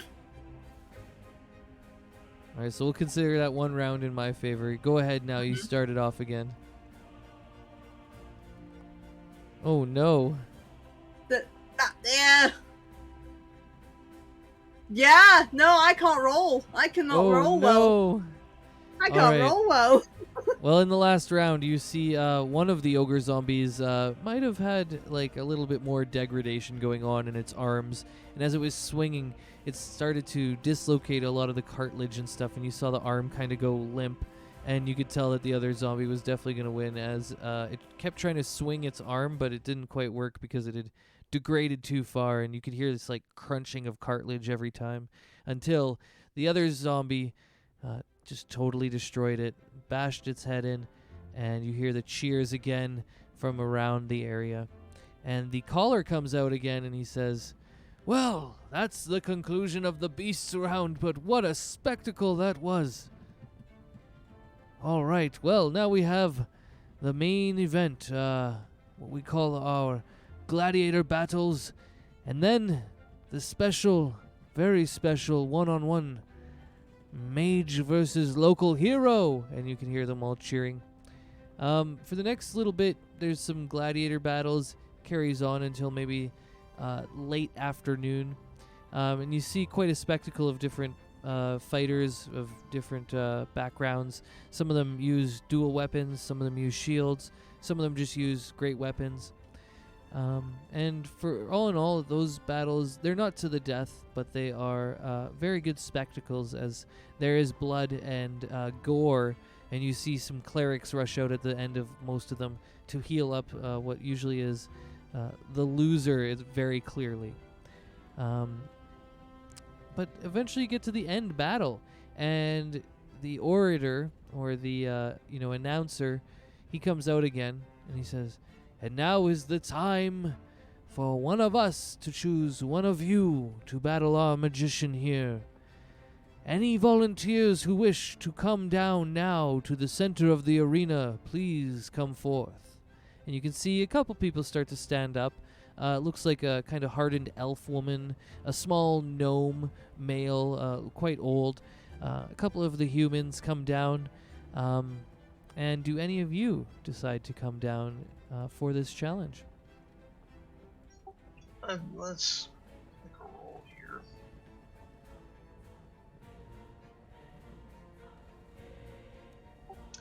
Yep, Edward has had quite a bit to drink, so he is not in his right state of mind. Sounds good. I think I'll give it a whirl. Let's, well, share me on YouTube. There's the We'll do. evil Hey, old do me a man. favor. If you get picked, lose for me, all right? I'll try and remember. He's not gonna remember. No, probably not. As Edward's all skin and bones making his way down the stage. So just for clarification, you actually bet for the hometown hero to lose? Oh, I did. Yes, I Oh, did. wow. Okay, maybe that's a really smart idea. All right. Just to be clear, the odds were like 10 to 1. So if like you win, you'll make 1 gold. It'd be like 10%. But if you were to like, if you bet the other way, you would have made. It doesn't matter, anyways. But smart because you probably won't lose your money. We'll see though. All right. Edward heads down. Drya, what are you thinking? I got a feeling a certain something could probably say do it. I don't know. I'm gonna roll something nice. I'm gonna roll between myself. I'll be rolling great on those. No, I don't go down. I just I shrivel up myself like. Knowing my luck, I'll still someone get picked. Knowing my luck, it'll still go to my way. Like, oh fuck. All right. Well, you see, Edward, as you head down towards the center of the arena, there are 4 other people, including yourself, so 5 total. And the orator says, "Well, look, we have 5 brave souls. All right. First, we'll have to put you through some tests, though. See who is the strongest amongst you to fight our revered mage. First round, martial skill. Get your weapons ready, and if you don't have one, then we can supply you with one." And they kind of like lay out a bunch of weapons, and then they're like, they bring a dummy in front, and they're like, "We want to see your attacks. Now, hit the dummy." Well, Just hold on one sec. I got a BRB on a call. gotcha. Edward is not good at the martial skills, however. If he's Cannot engaged, then, we'll do that. I think we've all dumped strength in this group, and it's funny as hell. I mean, Parson, you got good strength, right, Parson? Please say yes. You have a good strength. Parson, Okay. like you mentioned before, is I could have never thought those stats would be as good as they are. I mean, I was about to say, Mr. Godstad's over there better. Oh yeah, I have forgot strength. you were the god stats. I forgot Mr. God stat there. Like, alright, up, And it's 5 stars. Sorry. taking all our luck. Dude, for one of them, I felt so guilty. Like I didn't even increase my stats. I took a feat because I'm like, I don't think I want to increase them anymore. I feel that. All right, I'm back. And I feel that too. I've had characters where they're really high at stats. I'm like, well, I'm not taking ASIs. We're going to chill out and do weird stuff. Yeah. I'm rocking a Alright. cleric with sentinel. Let's just get all the way down is. So, Edward is not very good at the martial stuff, but he'll try. He'll use a scimitar. Wonderful. Yeah, he's very, very not good at the whole martial stuff. That's totally fine. It's almost like the dice knew what to roll, but I'm going to roll the other 4 people, and we'll keep going.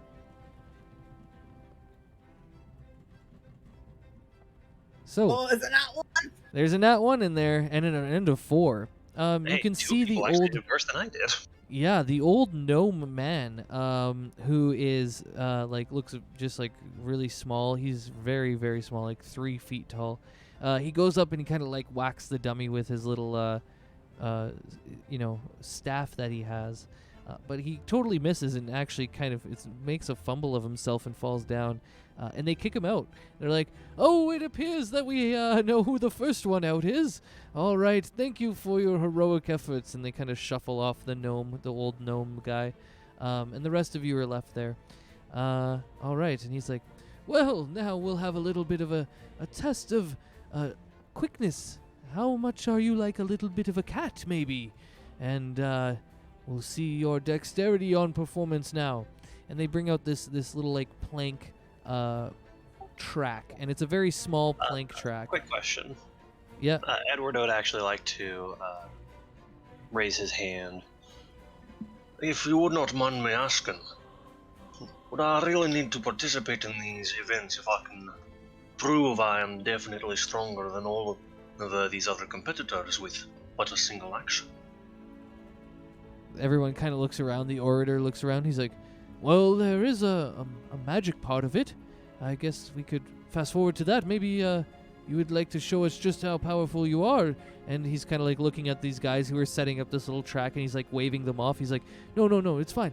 Let's do the magic right now. I agree with you, sir. All right, bring it in. And there's like this large crystal that they bring in, and it's kind of floating, it's levitating. And he's like, well, you can maybe use this as a demonstration. It has all sorts of magical effects upon it. And we can, watch how you attack it maybe, or if you have some other things you'd like to show. Now's the time. We'll do the magic section. Edward will raise up his staff as the clouds overhead start to grow gray and dark.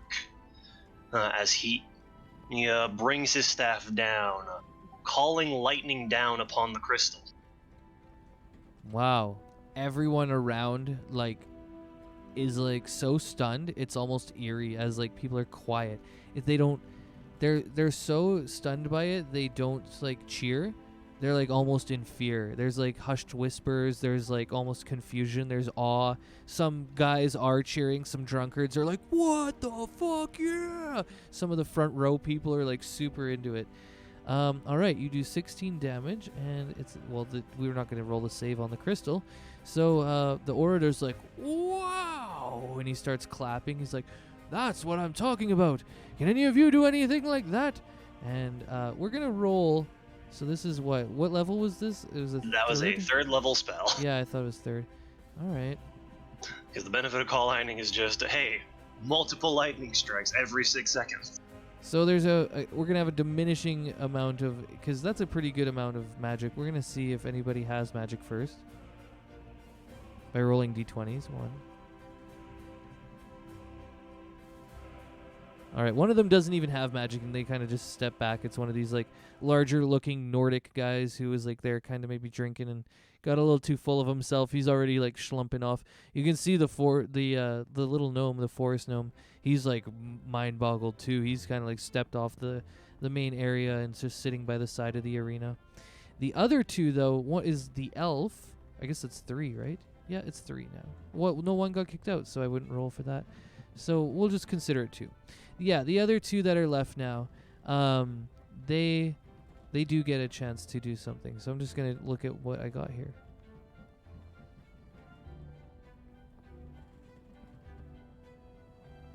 All right, I guess one's gonna try and cast Fireball, and the other one will try and cast another 3rd level spell, and we'll do a damage thing.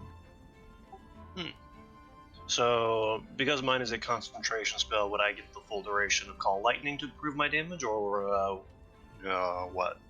Yeah, I guess you would. They only have Fireball. It's 4d6, I think, is what it is. So Fireball is 8d6, actually. Oh, it's 8d6. All but, right, so I'll tell you now, they won't win, because Call Lightning has a concentration of 10 minutes, and I can call down a lightning strike every round. Oh, it's not even 1 minute. Okay. Well, we'll say then that they throw a Fireball in, and then they've got 3 Fireballs. So what would that be? 24d8? Yeah, 24d8. If they burn all of their 3rd level spell slots for it. But then you would too, and then it would just keep going, and then it doesn't. I mean, Call Lightning is if it's 10 minutes, which is 10 rounds, so 100 times 3, it'd be 300 d10 versus 24d8. There we go. Yeah, you win. Where's my 300 d10? Yeah, all right, you win. Yeah, I was like, this is gonna go on forever. They just keep throwing. They wouldn't even get close. So, all right, let's go ahead. Concentration spells are very good. This is how it's gonna work. After a while, this person has used all their spell slots. They don't have any really good concentration spells. They can fly. That's about it. They start flying around, throwing fireballs in. People are like, wow. But after a while, you're still just holding this spell. And he's like, fuck. And he just starts and storms off. And you're the last one left now. And you saw the other person start to throw some firebolts and some little stuff. And then they just walked away. They were like, oh no, this is not going to happen. And you're definitely the chosen one, as everyone's kind of still in awe. They're like, whoa, what the heck? And as you, I'll assume at some point you just release it when the guy the orator's like, oh, here we go. I think we have our champion. And then people are, he kind of like waves you to the crowd. He's like, so, let us get ready for our fight. And everybody starts to actually cheer. The weird awkwardness is over now. It's dragged on quite a while, so. Edward, there's just gonna keep smiling, and oh boy, it's a good thing he's drinking right now. Otherwise, he would be very, very worried. All right, so you see these little attendants coming around. One of them gives you like a little like pearl of power or something, or like a similar object, and they're like, "Here, touch this. You'll get your spell slots back, and you need to be at your best for the fight." All right, and you can see that other people are attending to some hooded, black cloaked figure. They're intending to look like kind of shrouded for the time being. They have a quarterstaff as well. That's like straight black. And very just like it has like a silver crystal at the top, but very straight and like geometric almost. And as they approach and enter the arena, the orator once again yells to everyone. He says, "Well, it is time for the special event. We have our champion here." And he kind of like comes over to you. He's like, "What's your name? What's your name?" Edward. Just Edward. Yes, Edward Thornwell. Edward Thornwell, everyone. I do not say Thornwell. I just say Edward. Oh, sorry. I was kind of, yeah, all right. Just Edward. All right, he's like, "Edward! And over here we have our mysterious mage. So, finish your bets, finish your drinks, and prepare yourself for a wonderful battle. Let's get it on." So you can roll initiative. All right. Edward will give a bow to this mysterious figure. It is an honor to be fighting against you, sir. They kind of give you a deep, reverent nod, very slowly, and then right themselves and kind of get into a battle position. That is a whole 13 for me. Oh no. Yeah, I didn't expect myself to be winning that encounter. That's all right. The first thing they do is going to be... I think they're going to play a little chill right now. They're wondering how wizardy you are, essentially, so they cast mage armor on themselves. Alright. Is that the end of their turn? Yeah, that is the end of their turn, and they're kind of just still readying themselves. They're trying to gauge what you're about. Alright, well, Edward is just going to...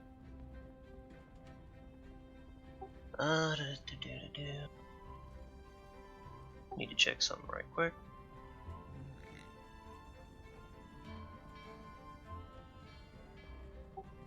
Yeah. Edward's just gonna take a deep breath. Well, must say, I do appreciate this opportunity. I don't get many chances to use this. As Edward's just going to tap his staff on the ground. As it's emerging, almost from thin air, a phase spirit appears before growing and growing into a massive size. As he's going to use Conjure Animal to summon a single CR2 creature, that being the giant constrictor snake. Nice. Roll initiative for the summoned creature. Creature. Wow. That is a 14 for it. And then Edward is going to say, "Now, I'm afraid I didn't quite reveal all of my tricks at the beginning while you were testing me. I think it's about time I get a little rough myself."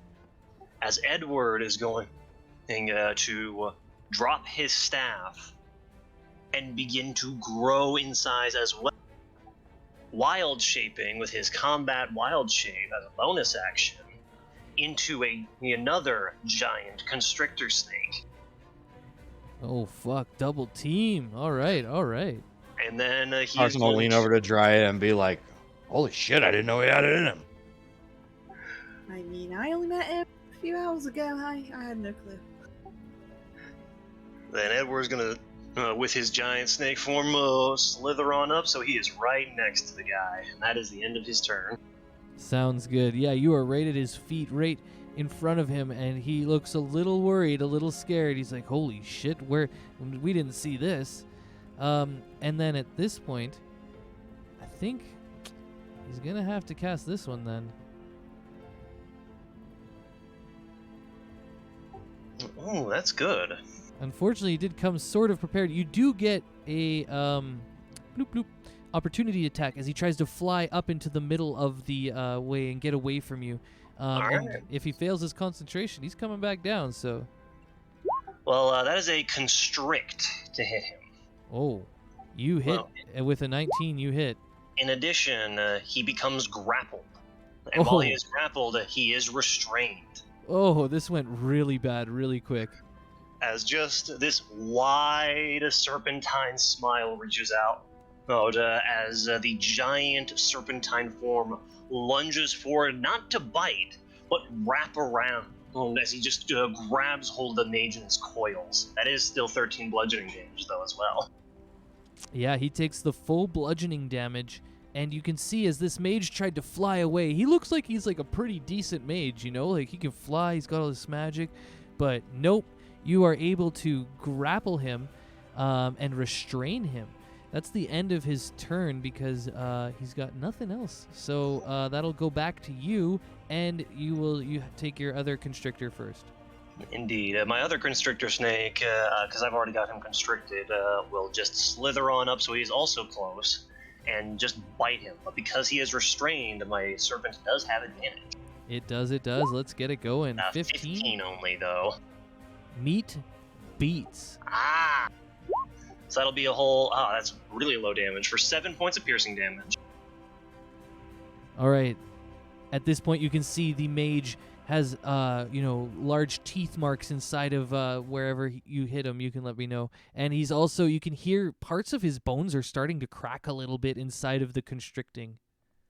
Alright, speaking of which, after that constrictor's turn, it is then my turn.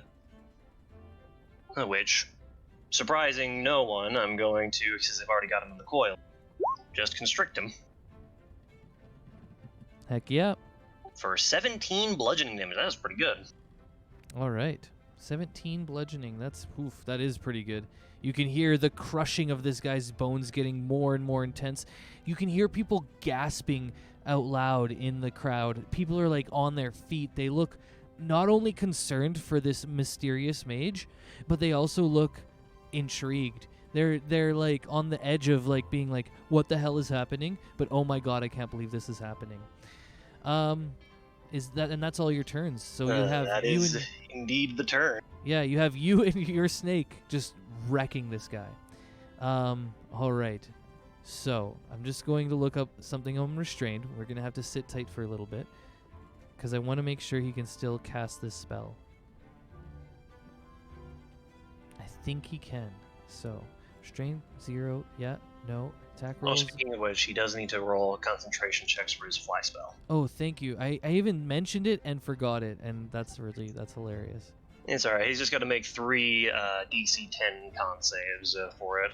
Yeah, opportunity. You hit with... Good job, man. This is so good. Ooh, and on the last one, fly is gone!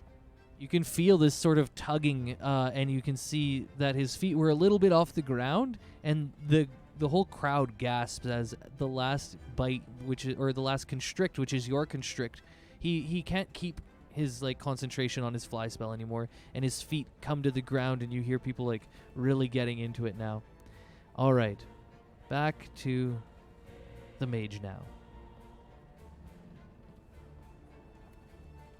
I believe this works. So. Oh yeah, he easily. Yeah. So after seeing all of this go really bad, he misty steps out 30 feet. That's basically the edge of the arena you're in. And you can see that parts of his like arm are broken. The way his shoulder is like popped out, you can tell that he's taken some seriously heavy damage. You can see he's bleeding kind of from the face in areas where he's been bitten. And at that point, he's going to then just action Firebolt you. Alright, go ahead. That's Magic Missile. Whoops! What the hell? What the- Magic missile. Why is it Magic doing miss- this? I'm literally clicking firebolt. Okay, whatever. You know what? I already know it's like +6 to hit, and it's okay. We're just gonna roll it straight out. I don't know why it's doing that. It's fine. That's definitely gonna hit the giant constrictor snake's AC. All right. I think it's 1d10. Yeah. Okay.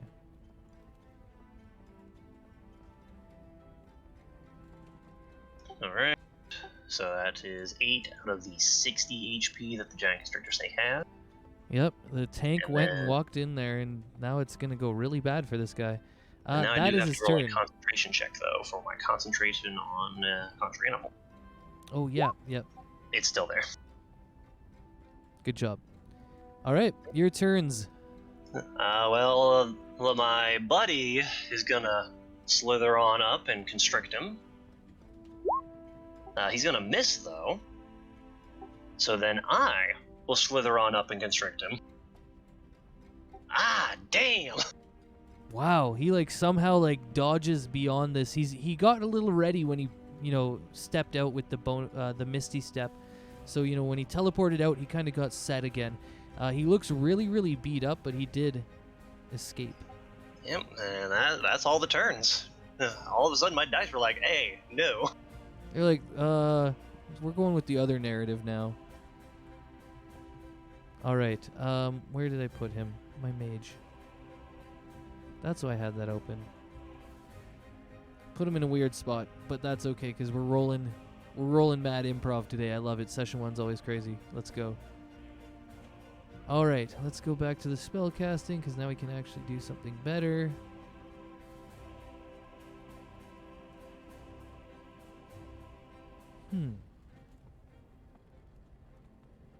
He's gonna cast Suggestion.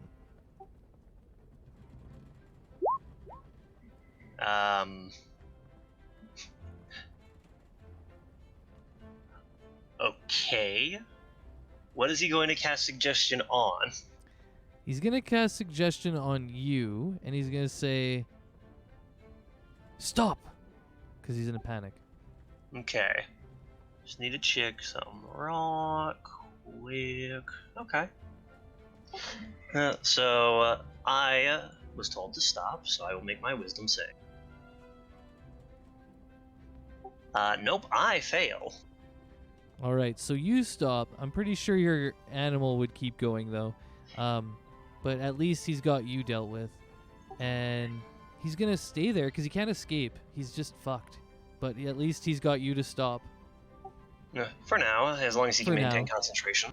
Yeah, exactly. He's got the other one looking at him now. Alright, well, if that's all he can do. Yep, so it'll go back to your constrictor snake and then your turn. Oh, all right. Here we go again. Oh, Oh. maximum damage! 20 No. points! He's out. You see one snake stop as he yells stop, and everybody's like, "Oh shit, he's gonna stop this battle right now. Something's happening." And then the other snake just beastly grapples him and squeezes him until he goes unconscious. And at that point, the clerics kind of all run in, and you can see that they're pulling the snake off kind of, and the orator comes back dismiss in. the spell, so that way he's alive. Yeah, he dismisses his spell too, as he's dying, or not dying, going unconscious, so that you can kind of dismiss your spell. He's like, "Ah, shit, uncle," kind of stuff. Anyways, and the orator comes back and he says, "Oh my god, what an amazing display of magic, talent, physical prowess, strength." And he kind of grasps your hand as he lifts you up. He says, "Your champion for today, Edward!" And then he smacks a big bag of gold into your chest and kind of, raises your hand again. And you can hear cheering all throughout the arena. Thank you. As Edward's just smiling away. All right. That was exhilarating. Edward's gonna give his thanks and then start making his way out of the arena, I guess. All right, as you make your way, I guess, out of the arena, the other two can see it. I just want everybody to roll perception checks at this point, because this one's a little bit hard to see. All right. Do you want my active or passive? I do want your active. That'll be a 19 then. All right. Ooh, Parson was really close. All right. None of you really notice it, but yeah, it just seems that the fanfare all around the arena is wonderful, and you are all probably looking at Edward, essentially, and Edward's having a wonderful time as he's walking off. How much gold did they have in that bag that they gave to me? It was 100. Yeah, I said it was earlier. I said it was 100, so it's 100. All right. You beat him. Congratulations. Oh, well, Edward is then going to meet up again with Parson and Miss Drya. So, I don't think I did too badly. Oh man, congratulations. Well, totally worth the 10 gold I lost betting against you. Well, here, to compensate for you, I guess, I'll give you 10 gold pieces. Well, I'll take it. Yeah, I'm not. Okay. So, that was a rather good way to start our adventures together, I'd say. Now you know this frail old man isn't so useless. I'm not gonna lie, I didn't know you had that in you. That was pretty amazing, pretty impressive. Well, wandering in the natural world, you pick up on cool things. I suppose you're not wrong. Come, let us get some more drinks for the evening before I turn in. That fight did leave most of my magics a little bit exhausted. All right, yeah, I could have a few more drinks. And off to the inn! Nice. All right. As you guys all start to head off to the inn, you can see around you there's people kind of gawking at Edward a little bit. And other people headed back home. It's about supper time now. The sun is starting to go down a little bit. And I don't think I've said this yet, but it's springtime. It's just, it's been a couple weeks past when the snow all melts. There's, things are starting to green up again very nicely. And here in Rimspire, which is a pretty cold continent, spring is very much welcomed by the people. However, you get back to the inn, and you can see there's the bar is now quite full, and there's lots of people buzzing about, going up and down the stairs. And you're still greeted again by the little halfling at the desk, and she kind of gives you a nod as you all come in. I'll give her a nod as well. I will go to the bar and just say, "Excuse me, miss. Around for me and my companions." Oh, of course, yeah. What are you buying for your companions? What are you thinking? Well, I'm just gonna look over to Mr. Riot. No, nothing alcoholic for you, right? You don't have to buy me a drink at all, I'm alright. Oh, come on, it is time to celebrate. I know, I'm fine without a drink. Alright, food then. You don't have to buy me things. I'm okay. Oh, alright then. How about you, Sir Parson? I'll take another one of those dark ales. That'd be good. Alright, 2 dark ales then. Sounds good. So, how'd the battles go? Well, you're looking at your new champion. She kind of her jaw dropped. She's like, "What? You beat the mage?" Ask everyone around. Tell you all the same. She kind of looks at you and she's like, "I'll hear about it if it happened." So, how'd you do it? Well, mages like to use a little bit of magic, so I use some magic myself.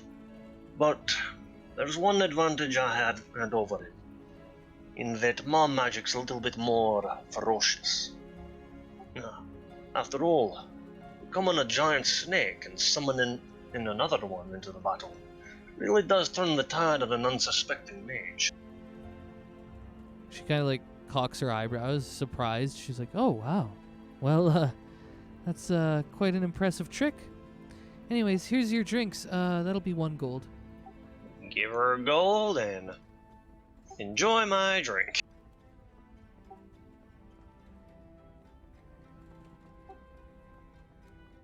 Yeah. But just drinking, eating for the night, and then, cause Edward is a little bit tapped out of his higher level spells and used one of his 2 wild shapes of the day, he's gonna enjoy himself a nice long rest. And just sleeping in his inn. Nice, sounds good. Everybody else, is there some things you want to do before you go to bed tonight at the inn or about the city? Let me know. Parson only has to sleep 4 hours. He's gonna stay up probably pretty late, drinking and having just kind of a pretty good time. And I do need to get a room. He needs to get a room too, so he'll, be like, Oh, you guys got any rooms left? Let me see, actually. This is a little late to be coming in. Oh, actually, we only have our really, like, small, noisy room next to the, the crying couples that are always there. It's like, so it's like a special suite, and it's next to some big rooms. So you're gonna have to be next to this like crying baby. Is that okay? Yeah, I mean, if that's what you got, that's what you got. All right, and it's actually 5 gold. Okay, yeah, here you go, no problem. Oh, okay. Oh, awesome. Yeah. Okay. Here. Yeah. Here's the key, and she gives you a key, and this key is not like the key that they got earlier. This key is like covered in pink. It has like a little ribbon on it, and you get the sense that this suite that she's talking about is probably like some sort of like honeymoon suite. "Oh God." So it costs a little more, but you get in there and you get to the room and you can see there's like this sort of enchanted hot tub that's like always bubbling, and it's used some sort of like trick of, I think it's thaumaturgy, where it changes the colors of flames and stuff, and it's doing that kind of underneath so that this looks like it's like a pink cauldron essentially. There's pink fluffy bedding and all that kind of stuff, and you can definitely tell it's like the honeymoon suite. Okay, so before the bar closes, Parson will go back downstairs real quick, or out there real quick, and he'll be like, Well, that is a pretty nice room. Hey, how much for a bottle? Oh, Whatever strong stuff you got. yeah, if you're looking to take something from the bar, well, how big of a bottle? I mean, just for yourself, or like for like a long time, like a big jug or something? What are you thinking? Just for me for tonight. Oh, okay. Well, here, I'll give you a couple of them. Well, let's give you 3 of these bottles here. Just a couple gold. All right, yeah, no problem. You have a good night. Yeah, you as well. Parson will go back and sit in his magic hot tub and have a few drinks before he's got to go to sleep. All right, sounds good. Does anybody want to go out on the town carousing? I guess I would ask that of Parson for sure. If he's gonna do that before he goes to bed, but if not, you can just chill in the hot tub. I would do that too. Yeah, I think he's just gonna chill in the hot tub. Sounds good. And Drya, what are you up to as you get ready for bed? I'm very much just going straight to the room and kind of just fidgeting with the tome I have, and kind of just very much anxious to try and sleep in a completely different place. All right, sounds good. Well, I think at this point we can take our break. So for most sessions, normally I take a break at the midpoint, which is a couple hours in. We're at 2 hours and 18 minutes, so we're a little bit beyond, but I wanted to do the fight and get us to a nice little calm point. And I'm going to prepare some things while I'm in the break. So let's take 5 minutes. You can get some water, take a little bathroom break. I'm going to do that, and and we'll reconvene in about 5 minutes. All right. Sounds good. BRB. BRB, I need to stand up and stretch out.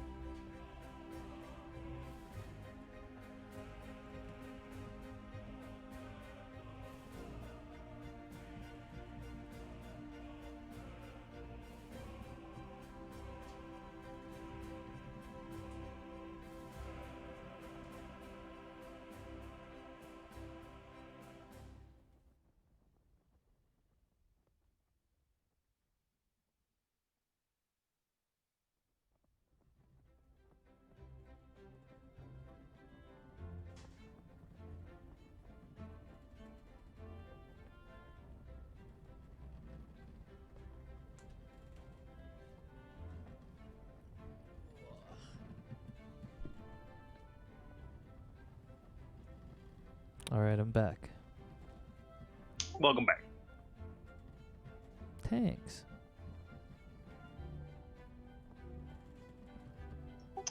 There we go. Little snicky snake. Nick snack.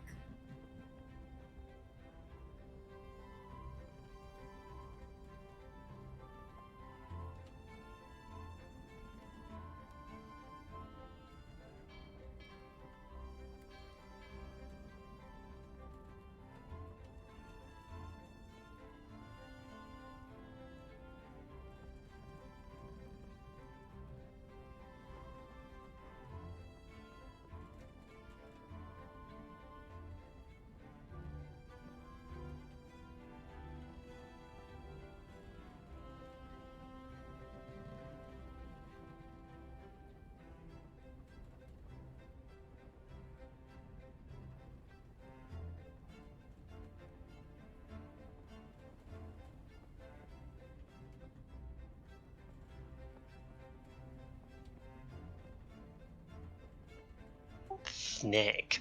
The Nick. Just Tired of these Nick. motherfucking snakes on this motherfucking plane. I have a feeling like I might say that a few times. These snakes are Man. gonna get me. Giant constrictor snake is gonna be one of my preferred foams, so possibly.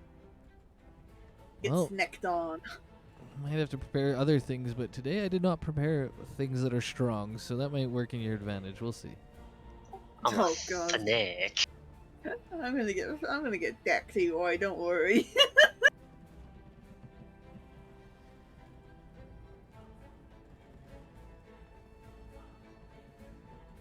Okay, I think I'm good. All right. So, yeah, the next day comes. You all awaken. And I guess I can touch a little bit. We're all good to go, right? You guys are all ready? You're settled? Yeah, I'm back. Indeed. Just quick question though. In the rooms that we were given, is there any like mirror or anything in there? Or not? Yeah, I'd say that you guys got like a pretty normal standard kind of like hotel room setup. It's got a bathroom, a mirror. No, okay. Well, Edward's mirror is currently resting outside of his room. Oh, okay. Sounds good. I assume you took it out in the middle of the night? Just when he went in there, saw the mirror, he took it, and he put it outside his room. And then he walked back in. Sounds good.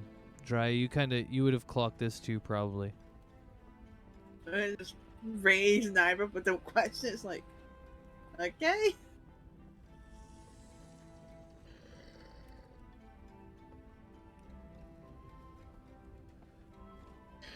But yeah, that's it. All right. Fine by me. So, yeah, then the day comes through. I'm gonna give you guys a little bit of XP to start off here. The other players will be coming in next session. They'll be at the same EXP, but for now, I'm gonna give you 1,000 XP for your first day. Kind of milestone, but also there was a good fight. So good job, Edward. Thank you very much. Had to Alright. do real big brain plays for that. That was great. So, the next day comes. Somebody roll me a d20. We'll start with Edward, actually, who's going to be first in my lineup today. You can roll me a d20. 14. Pretty nice day, actually, for a spring day. A little cloudy, a little overcast, not quite super warm, but not raining at least. So, you know, just a light breeze maybe. You're going to be fine with your traveling clothes. You won't feel too cold or anything. And yeah, when you come down, you see that once again your innkeeper there is at the desk, and the other girl is at the bar, kind of hanging out, and she's got some foods laid out for the morning. Yeah, what are you guys all doing as you get up? Well, I'm just gonna go down to innkeeper, just check and see. Has there been any other adventurer types come in the wee hours of the morning, or has it been slow? No, we haven't had anyone yet. I was wondering though, are you planning on staying another night? Maybe we could book you in now? I was just about to say, if that's the case, we're probably going to be sticking around for another night or two. I'll go ahead and just, on the safe side, Edward's just going to check his coin pouch. How much would it be just to rent the room for the entire week? Oh, let's go with 5 gold for that, because you're going for a week there. That's I'll give you a little discount. Alright then. And just a question. The other two, the rough and tumble elven and my other companion, Mr. Aya. How much would it be to cover their rooms for the week as well? Oh, we'll just say 5 for each of them as well, so I guess it would be a total of 15. Alright. Here, just tell them that, don't tell them I did that. Mr. Aya seems to be really opposed to getting any sort of help. Oh, all right. I'll just say I copped it for free because they seem like the type that need a little bit of help right now. By the way, what's your name? I apologize. I'm Edward. It is a pleasure to meet you. Nice to meet you, Edward. My name's Nix Knackle, and I'm the purveyor of the Slender Leaf here. So I figured I'd be seeing you a little bit over the next week. Might as well get to know you. Fair enough. I look forward to doing more business with you, Miss Big Snacks. And thank you very kindly for offering such a fine establishment to rest my head. Oh, you're welcome. Have a good stay. Alright, so that was 15 gold pieces marked off of mine. Should be, Yeah, and I'm also adding those characters to the Torgby folder under NPCs. I forgot to do that earlier. So you've met Nix now, and you all know Bell. Or alright. Bellatrix. Then I'm just gonna go get myself some food. Oh, quick question: is there like a bank or something of that kind here in town that I might be able to go to transfer my coin currency? Because carrying around 1,000 gold is rather heavy for Edward. So Yep, yeah, I'll say there's like a coin, like a bank place where you do that quickly. We won't, we no need to roleplay that. You can change it Gotcha. over. in that case, I'm just gonna go ahead and transfer 900 of my 1,000 gold into platinum, just so that way it is lighter to carry. Yeah, feel free. Yeah, when I gave you that gold earlier, the 930, you can split it up however you guys feel necessary. Let's see, 900, and it's 10 gold per platinum, so it'd be 90. Okay. Yep. I'm still over carrying capacity. All right, let's transfer over the other 100. Oh wow, that sucks for strength, eh? There we go. I'm now barely underneath my my carry capacity. Look, I'm real strong when I'm a beast, but till then, I am weak as fuck. Fair enough. You'll like have to give stuff to Drya. Just kidding. Just, hey, can you guys carry some of this stuff? I'm actually... Yeah, because I'm clearly stronger. Oh boy, well, that's about all from Edward. He's just transferring over his money and then enjoying himself food and drink. Waiting for the other two. Sounds good. Well, yeah. What are you two up to as well? I'll say you guys all kind of go to the bank as a team, if that's fine.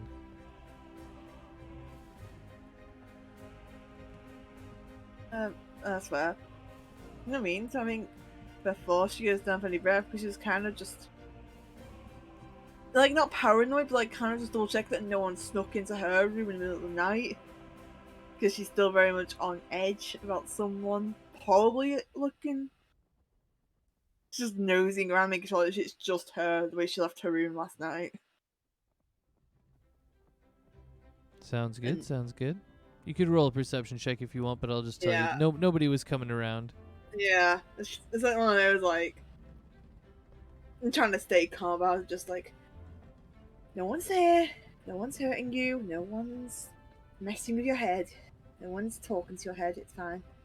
And just head downstairs after trying to assure herself that she's fine, even though she doesn't think she's fine. Sounds good.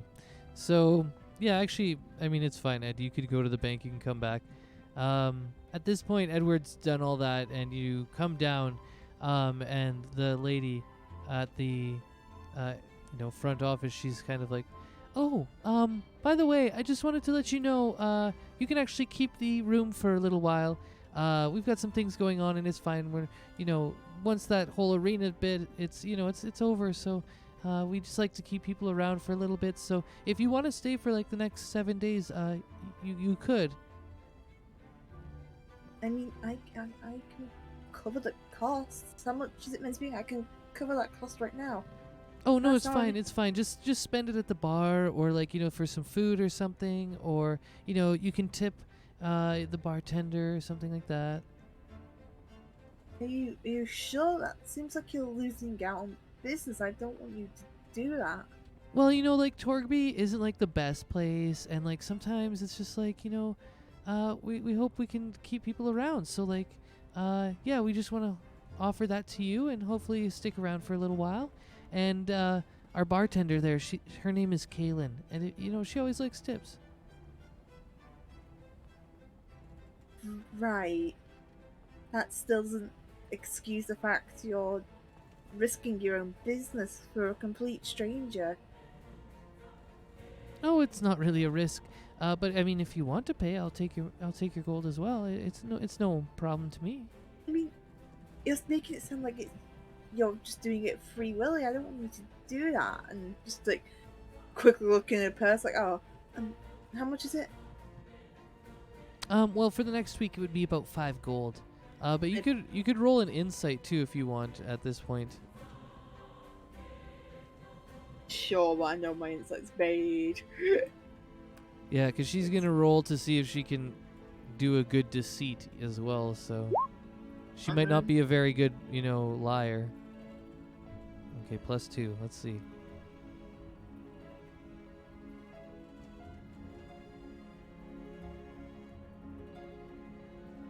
Oh, she's pulling it off. I just pull out the gold and just put it on the table. You don't have to. I'm sure business would be better if you aren't hiding things like that. It's fine. It's fine. Oh, thank you. Bless you. Bless your heart. And have a Yes. wonderful stay.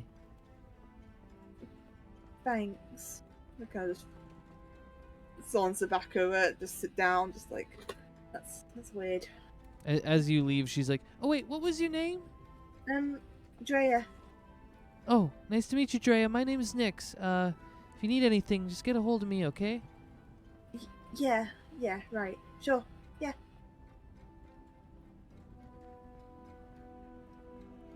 All right. As you sit down, you're sitting down at the bar. And she probably sit down like at a table furthest away from people so she's not basically being looked at. Sounds good. Parson, what are you up to at this time? Person will come down eventually. He'll be late because, he'll come down, get some food. Sounds good. You see Drea there kind of waiting at a table, waiting kind of for everyone to join, I guess. Kind of talks to the bartender. Is like, oh man. Oh, sorry, I just did my Globuck voice. Holy crap. Yeah, you did. I didn't even notice either. I was like, oh yeah, that's normal. It's like, man, I slept really good last night. This was a nice bed. That hot tub. Oh, Oh, you had the hot tub suite? yeah, it was the only one left. So the young halfling lady, she well, let me have it for 5 gold. It was just the best sleep of my life. Oh yeah, I've only ever been in there once, but it's pretty good. A young man once bought it for us just to have a good time. Okay, well, yeah, let me grab some breakfast. What, how much for breakfast? Well, we have some. We've got some biscuits here. Some nice freshly baked biscuits that come with it, and we have these little breads that we call ved bread, and we added some eggs to it and some mushrooms. Does that sound like it might interest you? That sounds wonderful. All right. Well, for a gold, I could give you like a bunch of them. So here, and she kind of just like stacks a plate full of it. You can tell that they've got like lots more baking in the back. And there's these the ved bread is these like circular cinnamon buns, but instead of cinnamon, it has like cheese and mushrooms, and in this case, eggs as well, and a bunch of herbs.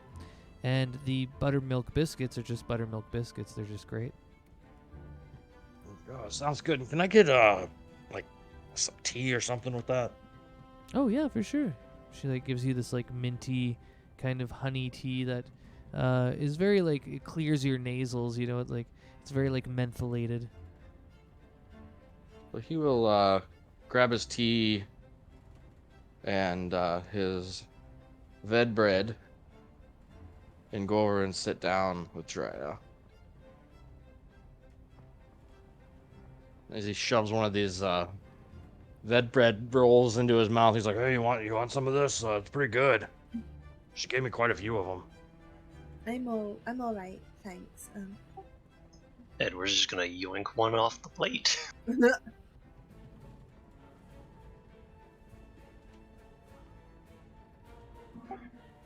Sure. I gotta tell you guys, I slept so good last night. I lucked out. I forgot to get a room when we first got here, and all that was left was like this weird, I don't know, it was a little pink for my taste, but like almost like a honeymoon suite. And it had a great hot tub in it, man. Oh, if any of you guys ever, definitely, I recommend it. Well, I could do was me a nice relaxing in a bath, though I'm afraid, and that I don't know how much time we'll have here. Seems as though our other companions still have not yet arrived. We should probably go sometime today and check the house and see if Belle's back or what's going on with that. True. I suppose once we finish breakfast, we can head over there, see if anyone's there, and if not, see if Mr. Damien's had any new visitors. Yeah, that sounds like a plan. And Edward will finish up his breakfast and whatnot. Same. Sounds good. Yeah. You all finish your breakfast. It's a nice, tasty breakfast with the baked goods that you have there. And as you go to leave, you hear Nyx in the background. That's her name. She's like, "Oh, Mr. Elf, I know you stayed in the suite there. I just wanted to say that if you'd like to," and she kind of like, she's like waving you over. She's talking. She's like, "If you'd like to, you could stay for a little longer. We don't really have anybody booked in there, and as long as you all keep, paying at the bar and such, well, we'd like to extend a little bit of hospitality towards you. So if you'd like to stay for another week or so, that'd be fine." Oh, yeah, for sure. Thanks. Never had anybody be that quite nice to me, but thank you. Yes, well, we don't always get a lot of visitors here in Torgby. It can be a bit dull, but we like to keep those that we do get around to maybe enjoy the brighter sides of the city. Well, thanks, and I'll definitely be spending plenty of money, plenty of gold at the bar. All right, that's what I like to hear. Maybe when I'm off shift one night, I'll come see you. You know, when the overnighter's on her duty. Yeah. Well, you have a good day. We got some business to attend to. Sounds good. You all have a good day as well. All right. You weave through the streets, and you get to Belle's place. And it appears that nobody is there when you arrive.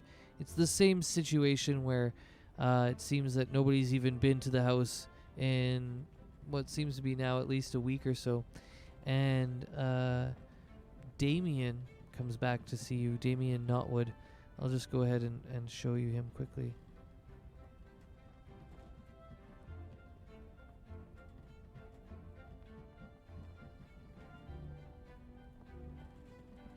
He's sort of like a, shrouded gnome with a very long beard.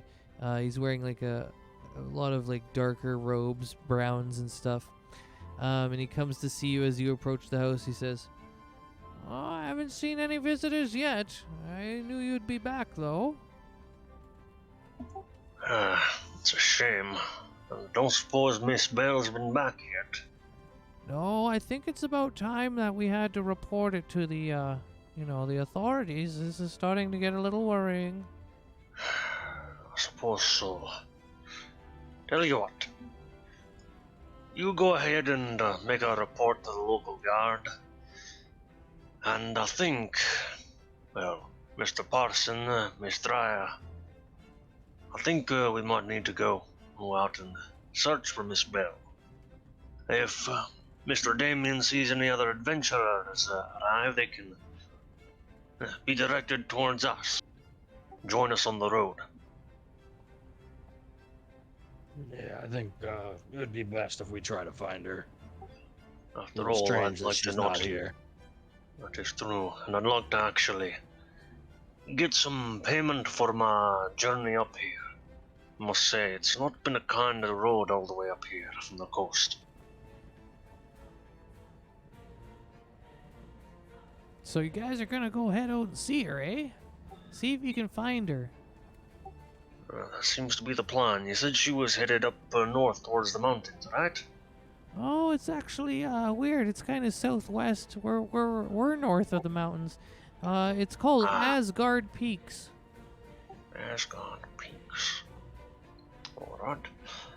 I'm a little bit unfamiliar with this Asgard Peaks. Can you tell me anything about it? Oh yeah, it's real dangerous. It's on the way to the Mistlight Post, if you want to get off the continent and you want to get to the mainland, you gotta go through them, and a lot of people die that way. I see. Well then. Thank you very much. Yeah. Mr. Parson, Mr. Aya, anything you lot need? Oh, I'm good. I'm ready to go. We can do this. I mean, may as well head off.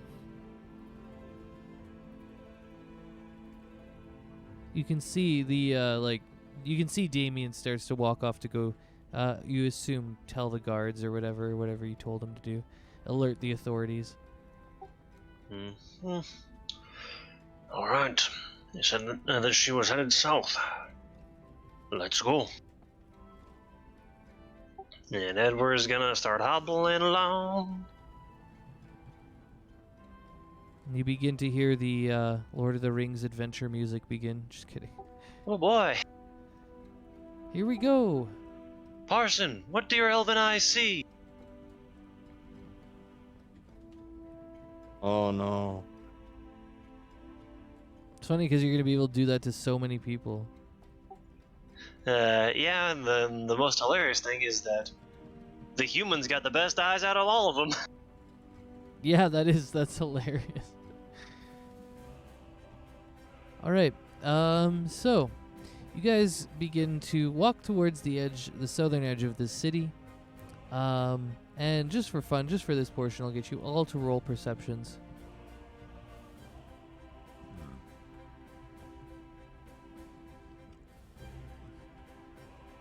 A whole 10 with my active.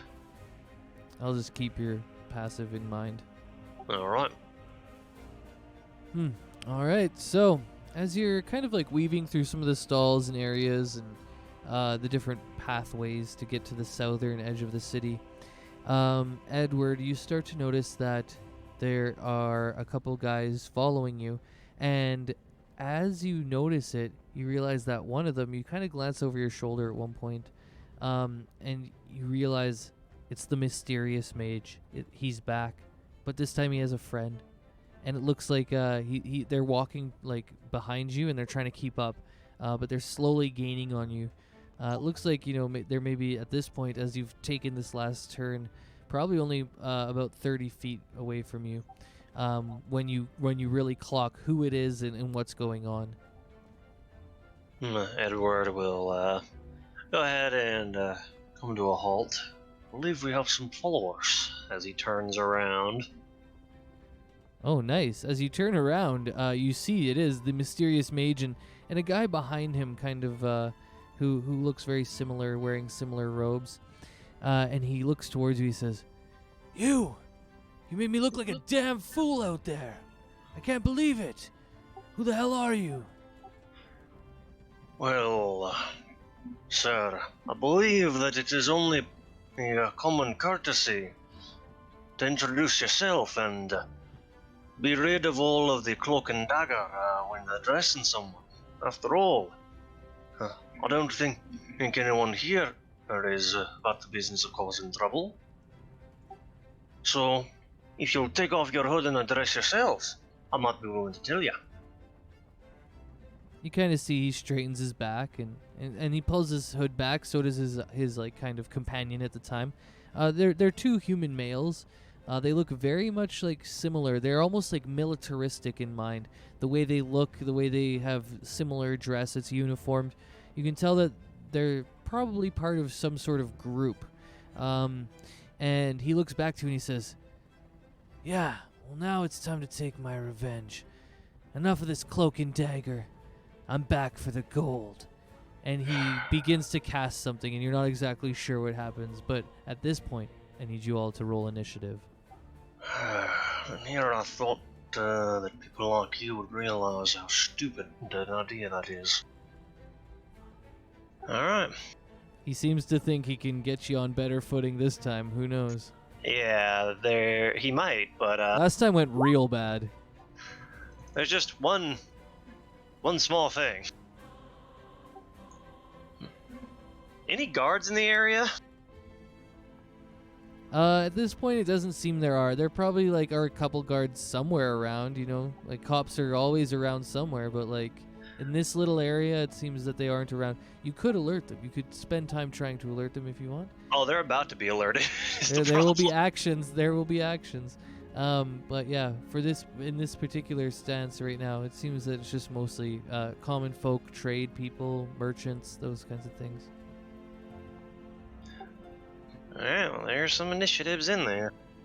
Yeah, I'm just gonna go ahead and roll mine, and then I'm gonna take you to the map.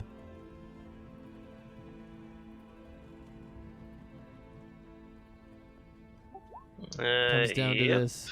Let's see how. Oh, They that's pretty both good. got real good.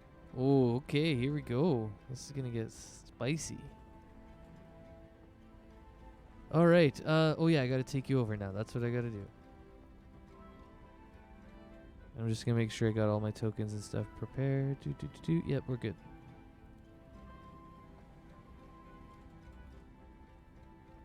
I might have to space you guys out a little bit differently. Yeah, I said about 30 feet. Yeah, they came around this kind of corner here, and you could tell that they were following you through these alleyways, essentially.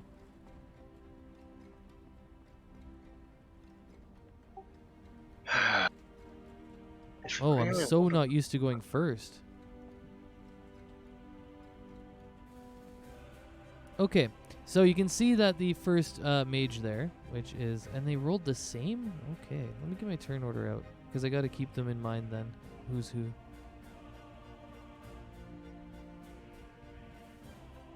Oh shit, did none of it go? Well, you had us roll Oh, we were initiative on the wrong page. other map, so... Classic mistake. Can everybody just re-roll, and then we'll all put our stuff in? I can change it. Gotcha.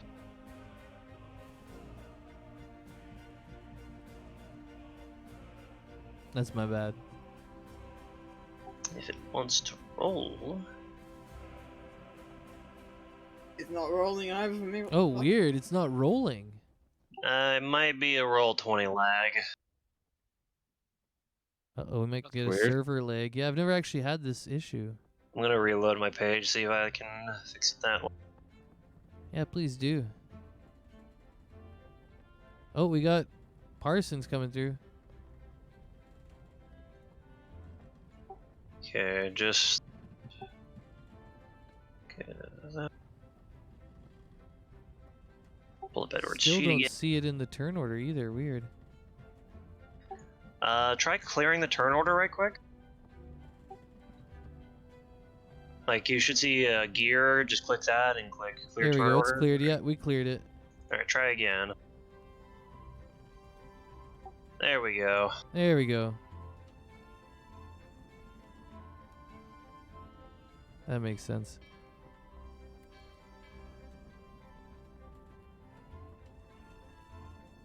So just click your token once you're back, and then hit initiative and change it to what you had.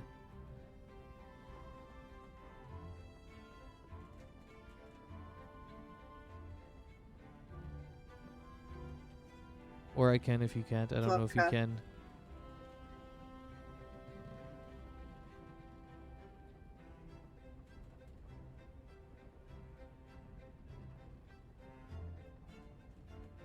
Wow. All right. Yeah, the initiative definitely went in my favor. Look at the fucking fireballs, just watch. Well, actually, I have some fun stuff in store here. So, first things first. All right. And I got to take this thing off 1 sec.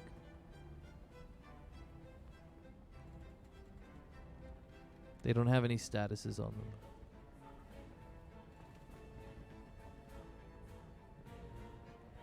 Okay. You see the front mage. That we'll say that one's the front mage for now. I just got to bring up my token settings to make sure my turn order is all right so that I do this properly and assign the right people to the right times. Yes, that is the front mage assigned correctly. Good. He is going to cast Animate Objects.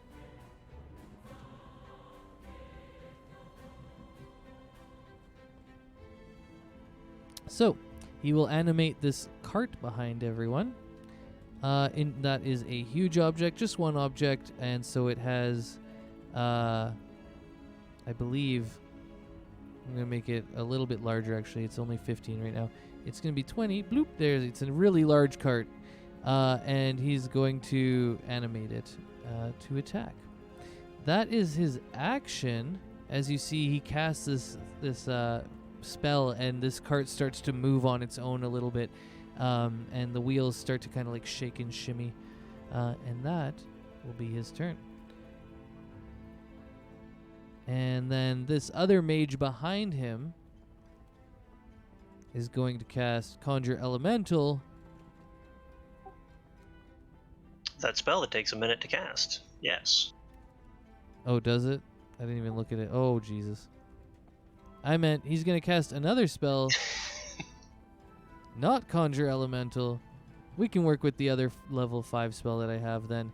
I wonder how I want to do this. He casts a spell, and then it looks like in where he's standing, he is like continuing the spell motions, the somatic components, I guess you would call it, of the spell. So he's standing there, continuing his spell casting. And let's see, this guy's over here, this guy's over there. That should be good then. Yeah. Because he's casting something that you guys don't know yet, essentially. That's fine. Now, at the beginning of each of your turns, I am going to get you to do the intelligence check. So, Edward, at the beginning of your turn, do an intelligence check, and then we'll get into your turn. Intelligence check. Yep, just an intelligence check. 5. Does not pass, but nothing happens yet. Go ahead, Edward, and let me know what you're doing. Well, Edward's just gonna pull a rod from his belt. Activate the Rod of Rulership on both of these two mages right here. Oh, yes. I need them both making me a wisdom saving throw. I did forget one thing, so before we get into that, I have to give the initiative to the giant cart there. And I will do that now. I believe I can just click it from the Orb Hunter, or the, not that, from a different sheet that I have. One sec. Or I'll just do it from the Mage sheet. That makes sense. Alright, well, if it is huge, I believe that... Oh, I'll have to change it too. Yeah, dexterity of 6. Oh, never mind. It's going to be way negative. So that would be -2. Alright, so... yeah, let's just roll it with -2. Let's just do it that way.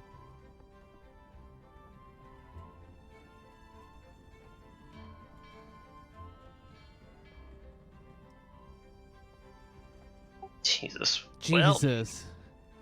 All right, so it does get to go first. It's going to move 30 feet, and then it's just going to do an... Ooh, can it reach? Well, from the edge of its stoke.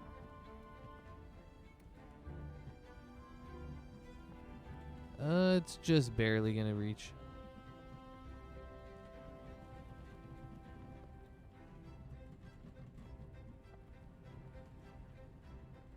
Okay, and then the strength is... let me go back to huge. +8 to hit. Let's go. I am attacking you, Parson. Ooh, does a 14 hit you, Parson? Does not. Does not? Oh, fuck. Alright, this like... He is tough boy. Yeah, this rampaging fucking crazy cart like comes to life from where it was parked over here and starts to run down the streets, and you can see it's gonna hit Parson. It's gonna try and like rampage over him, but it does not. All right, now let's go to the Rod of Rulership. Indeed, I need both of those two to make me a wisdom saving throw. How wise are these guys? Only... oh, no, saving throw. Okay. Oh, yeah, and just to let you guys know, I am using just like a slightly modified Mage's monster sheet, so... I couldn't have guessed. Not at all. I had a feeling, yeah. So those both failed. Oh, bad boys. So they are now Bad. charmed by me, and while they are charmed in this way, they regard me as their trusted leader. Or if they are harmed by me or my companions, then they cease to be charmed in that way. However, as they have now fallen under my charm, dismiss your spell.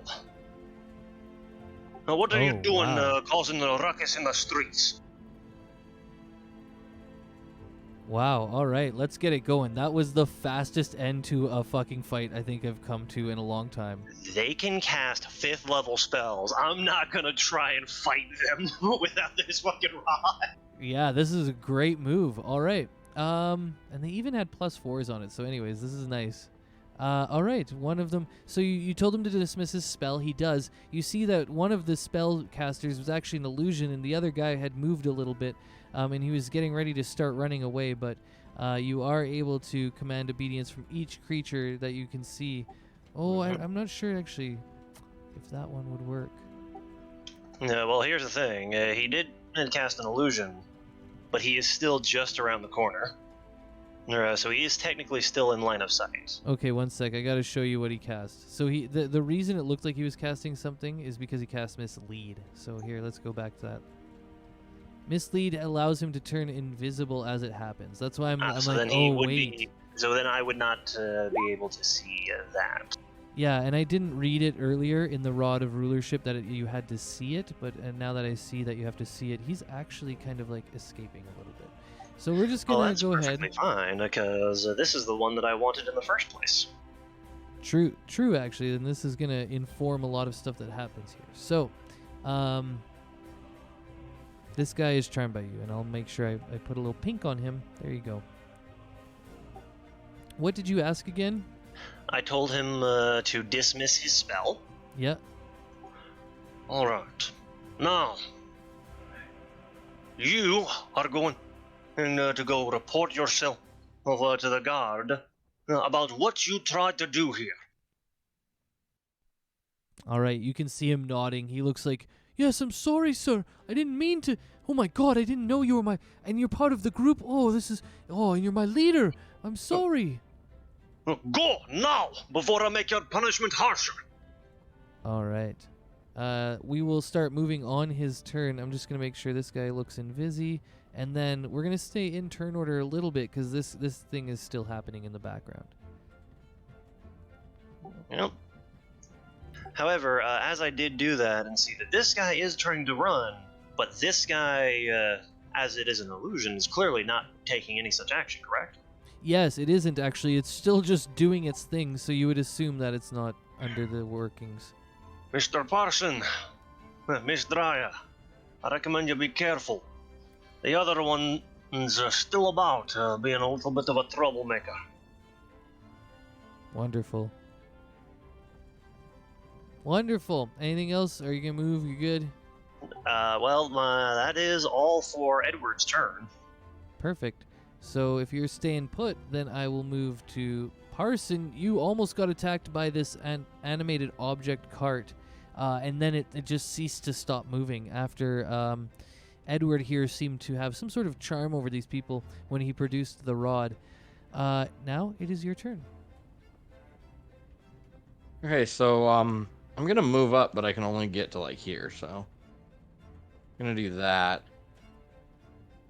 And so this is, I can see this guy. Oh yeah, sorry, intelligence check too. Unfortunately, Edward didn't pass his earlier, so he didn't really technically know it, but that's fine. We'll see what yours is like. Not great. Not great. You still haven't figured it out that that's an illusion. It just seems like he's resisted the thing, and he's still kind of like might fight. Okay, well then as my action, since I don't know, I will cast Firebolt on the illusion. There will be a counter spell as the guy down the hallway kind of... I'm going to say that he can see you just barely, and he becomes no longer invisible as he counterspells you. Counter. But now you know that... Well, I don't know if you wouldn't know it's an illusion, but now that you can see, there's two of them. Looks like he's duplicated himself, and you're not sure which one's which. but he did counterspell it. It's only a firebolt, I know, but he counterspelled it. Like, all right, and at the end of his turn, Parson will just kind of be like, "We got one going around the corner." That'll be my turn. Sounds good. Drya, you've seen all of this unfold. Total craziness. A jealous, angry mage has returned to seek his revenge. What are you up to? Do that intelligence check first. Oh yeah, thank you. Ooh. Rarely do I bring out illusions, so this is fun. 18. Yeah, that passes. You know that that's an illusion. They're fighting an illusion, especially now that Parsons said it. You can tell that the one behind him that's just been it's just like, you can tell that the patterns of movement for the somatic things he's doing, they just look programmed. They're like on a loop, essentially. Just say, ignore that. It's a waste of our time.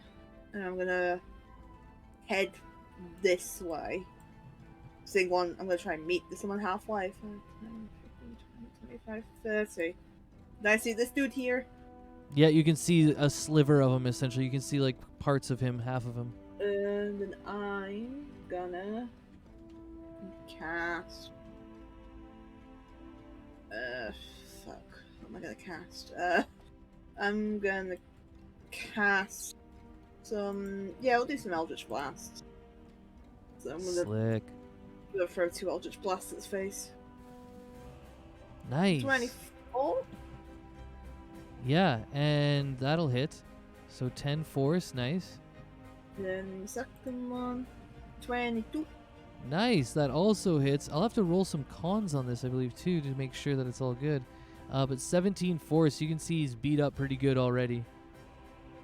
He like Just kind of slow looks up to you and he's like, oh. Hi, you're going the wrong way. This way's closed. That's Wonderful. what we got. Yeah, that was a great turn. Let me roll those cons. I had to do, I think I did a little refresh, so that's why I don't have them. Or I just exited it. You're Sometimes I exit my sheets. That's how it goes sometimes. good. Yeah, good.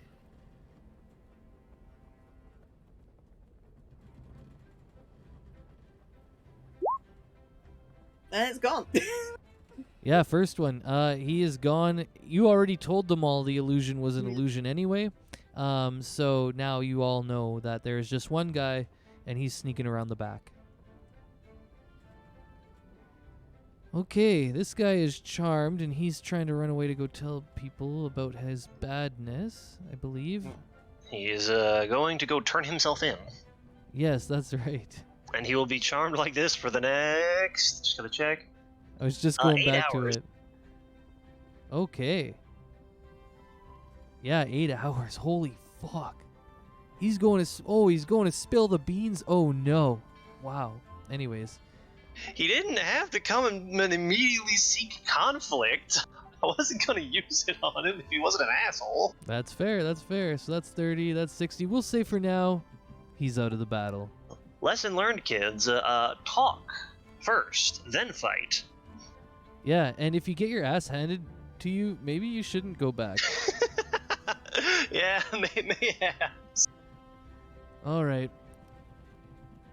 Let's go to the other guy's turn. He's starting to look a little scared, so I don't know. Would he keep fighting? He thinks he can maybe make it past Drya.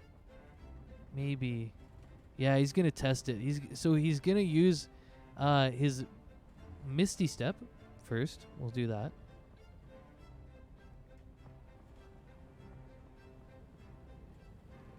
And then he like kind of Misty Steps like just in front of you, and then he tries to run away. So you can take a opportunity attack as he tries to run away down the rest of the alleyway. Fucking hell, I only got... Actually, if he's gonna try... I don't know if he's gonna try and attack me. Actually, no, I'm not gonna use my AOP just yet. I'm not gonna do it. Because I got a feeling he's gonna try something. So I'm not gonna do it. Okay, you won't attack him? That's fine. No, keep my reactions, just in case. Okay, so he makes it this way, 30 feet of his regular movement, and then he, instead of taking his action to do anything to attack, he starts to move out of the kind of ways, and he moves up here. Edward, that'll bring us to you. I'm giving you one and a last chance here, laddie. I recommend you turn yourself in, or else things are gonna get much, much worse for you. As Edward's just slowly walking down the way. And then he's going to, as he's walking through, again, his form begins to shift, growing into the giant constrictor snake with his bonus action. It is small. If I could get a huge size on that boy. Oh yeah, I'll do that for you for sure. Thanks for getting the token, actually. Yeah, I figured I'd give all my wild shapes a token.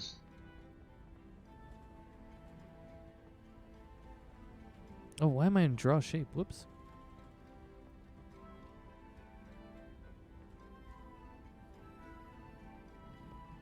There you go. It needs to be one more. It is huge size to the What? giant It's constrictor snake. 15? Yep, it is a huge creature.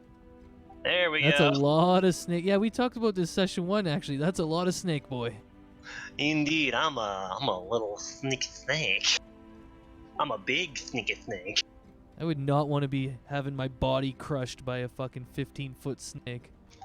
That's why I told him things are about to get real bad for you, buddy. However, that was my bonus action a while too. I'll just put my token over here while we.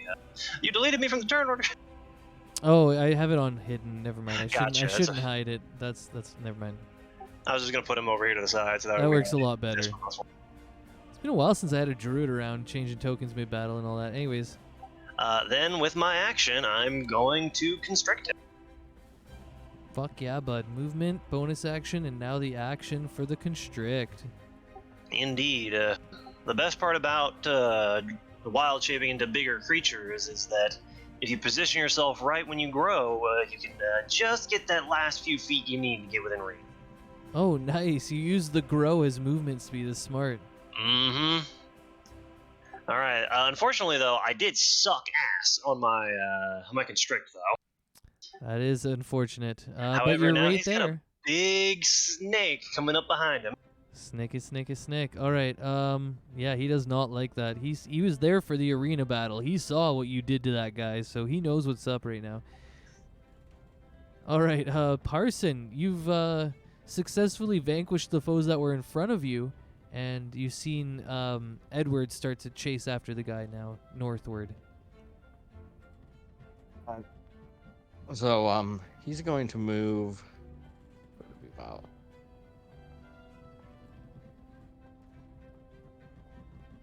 Probably about to like right here.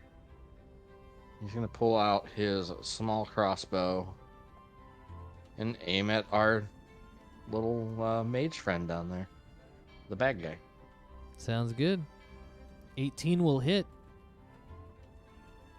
Yeah, you can see he's taking another hit now. He's looking pretty beat up, actually.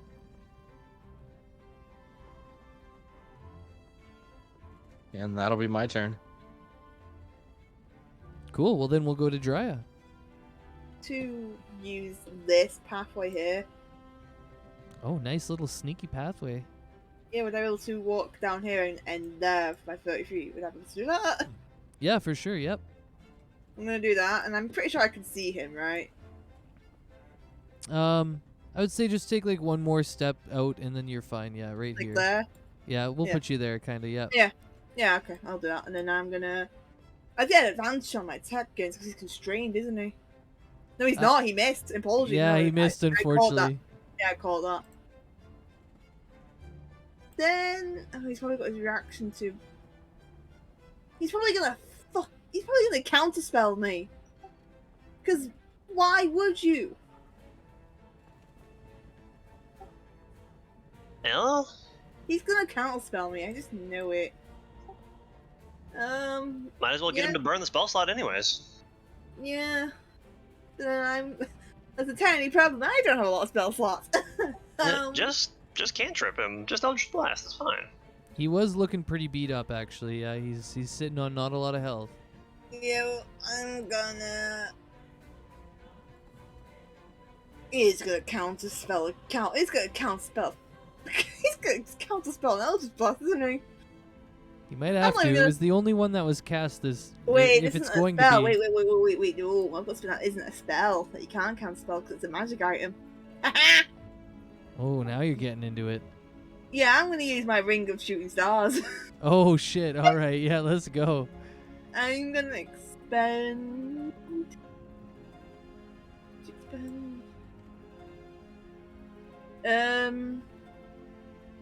I'm reading this properly. Wait, what can I do as bonus action?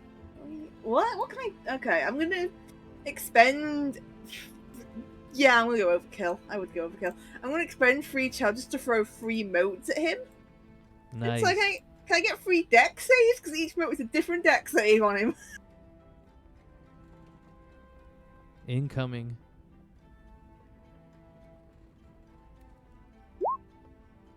Three failures. Oof. So, try to roll 15 d4s just for the hell of it. Just because I want to see 15 d4 pointy boys. Yeah, let's do it. Let's do it. 15 d4. This is First all fire 5 and then damage. the first 5. I get it. Yeah, let's do it. 35 points of fire damage. All right. He might actually live through this. We'll just check this out quick. So first 5 is A failure. They've all failed. yeah. So that'll be total, and then that one. Oh, they all failed. All 3 of them. Mm-hmm. Oh fuck. Well, then it's just total 35. He's done. Yep. All right. straight You up see him go unconscious. Let me know how it looks. I think it's kind of just like peek around the corner, just sorry. I don't want you hurting my friends here, so I'm sorry. She kind of just like fiddles with her ring, and accidentally just sends like all these blasts at him, and kind of just watches in horror, like, oh, oops. She wasn't predicting it would work. She's like, It's very much like an accidental barrage, like these like white dots at him. All right, and you see She's not used to this. his body kind of fall limply into the streets. And at that point, we're going to take you out of initiative order. And you guys have successfully and quite handedly taken down the second wave of the mysterious mage. Yeah. Edward's just going to return to his human form. Well, now, I think we handled that rather well. Rub the back of her head. Sorry, It's alright. You did what you could. Now let us check to see if we had anything important on him. I'm not good at this. I don't really have many talents. I'd say frying a man alive and casting spells is quite a good talent. I'd say you got quite a bit of talent there. I wouldn't rely on it. Oh, well, I'm sure you'll get the hang of it later on. As Edward's just going to go through this guy's possessions to see if he has anything important or of note. Sounds good. You can roll investigation. Well, my active investigation is bad. Okay. So But your passive is pretty good, right? my passive is a 15, so it's higher than my active. Because my active is +0. Oh, yeah. Just roll it. We'll see. And if anybody wants to jump in, you can aid her in... Oh, well. I'll roll one myself. You so I can give roll myself one yourself. Yeah. That's Yeah, all do good. myself guidance. Discretion. 27? Holy Jesus, shit. there you go. All right, so upon him, you find a mage's spellbook, and I will get that all filled out for the next session. That'll have like a list of all the different spells, and you'll probably want to just hold on to that for a little bit, or maybe you don't. I don't know. But there's a mage's spellbook. There you go. On him, he just has like robes. He has a quarterstaff. Everything else is pretty normal. But while you're investigating him, you get the idea to kind of just look at his body as well to maybe glean any information and see if there's any sort of distinct markings. And what you see is there's actually at the base of his neck, after you kind of like pull back his hood and look down below his hairline, there's a tattoo, and it's just 5 black orbs, or black circles. I guess they wouldn't even be orbs. And the circles are just in like kind of like a pentagram shape or alignment, I guess I would say, where one is at the top, two are out wide, and then two at the base that are coming in a bit skinnier. If you were to connect it all like back in the day, you would make a kind of like a star out of it. And yeah, you recognize, or anybody now, if you show it to everybody, you can roll religion or history to check out if you know what these symbols mean. I'll show it. I'm gonna do it. History, gods. I have just remembered the fact that I also have guidance, so I'm guidance myself on this. Always remember your guidance. So that's natural 20 for 23. Holy fuck, you guys. So 25 on my history, because I'm actually proficient in history. And you did hit a 25, wow. Yeah, 23 on my end. Your 23 was good, but I had a little more hidden back, but then you rolled a literal nat 20 plus, so... Yeah. Wow, you hit... Arson, even though he has tattoos, is like, what's a tattoo? Point at forehead! Yo, guys, what's a Right. tattoo? How do they make these? Where did they come from? Alright, well, I guess I'm going to have to give you quite a bit here, Edward. So, these 5 circles, they represent a group, and the group is known to hunt different orbs. And the orbs are related to the dragons. And they're kind of revered or talked about in history as being tied to helping defeat different dragons or capture them in the orbs, or using their powers to win massive battles that happened between dragons and humans over the past 1,000 years. These orbs are kind of like well-known artifacts, and you recognize that this tattoo belongs to the group known as the Orb Hunters. And in Elvish, I don't know. Would you speak Elvish? I didn't check any of your languages.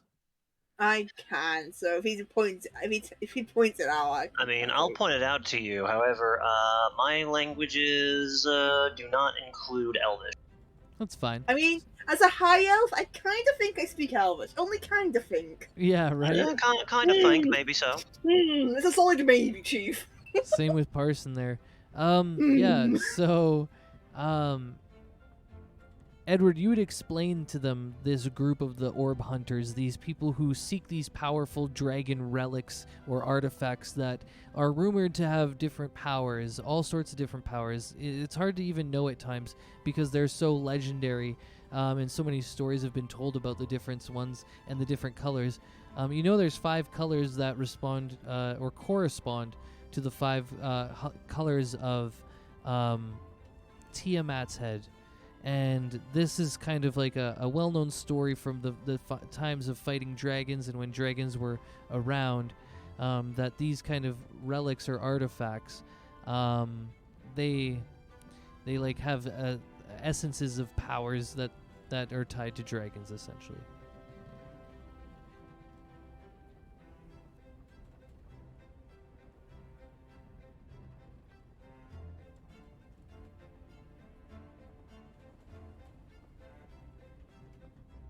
Yeah, and after he tells you that that these are the Orb Hunters, you would recognize them as in Elvish known as the Wylo Faradir, and I can go ahead. I think I've got something written up for that, but I'll just go ahead and let you guys know that right now. That's what you get for Nat 20. All of that.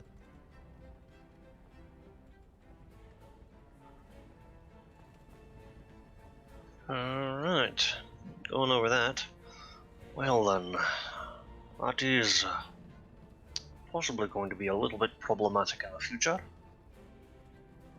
Well, they kind of came looking for us now. I think we made it our business for the future.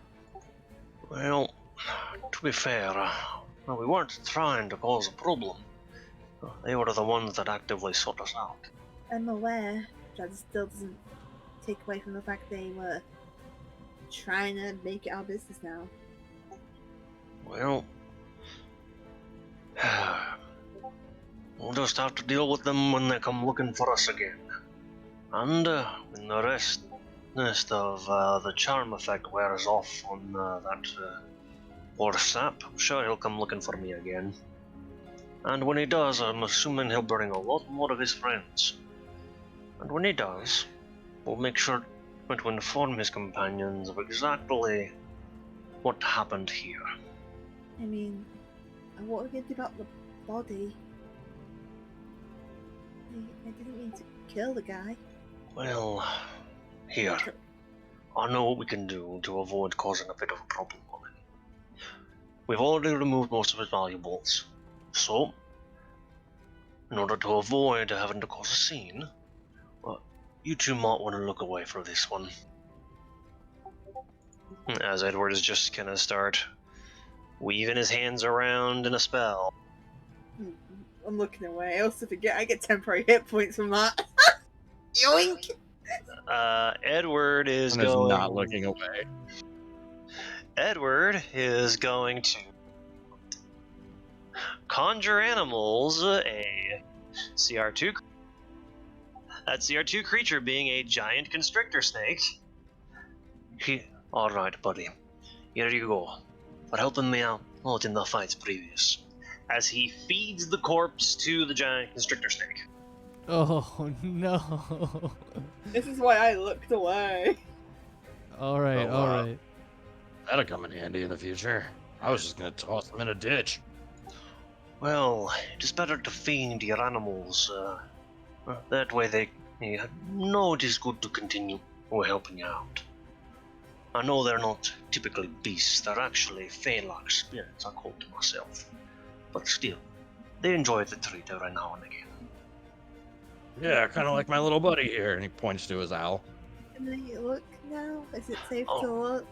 Absolutely, don't worry about it. As I then have the snake just slither off and vanish. Wonderful, wonderful. Alright, now, I think it's a good time we hightail it out of here. That charm will only last for about 8 hours. Let's get going, I think. Indeed. And Edward will go ahead and get on leaving. All right. Well, it's about this time that you see some guards are approaching, and they've clocked you a little bit. They didn't see the snake incident. However, they seem confused because there's supposed to be a battle where they're arriving, and there is no battle. So they approach you, and they are about to talk to you. They're like, "Hey, where what happened here? There's we were called in." Ah, yes, sir. I believe that the mage from the other day, they came to inform you. Yep.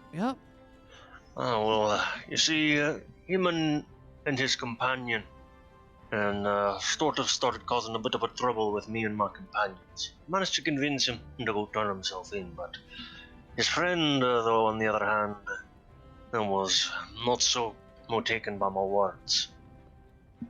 Unfortunately, though, well, he's no longer here. If you wanted to ask him any questions. All right. Roll The other guy fucked off that way. Okay, yeah. Roll it with advantage because Parsons obviously helping you. I would like it to be stated, I was very careful in choosing my words. Yeah, I figured you wanted to go persuasion.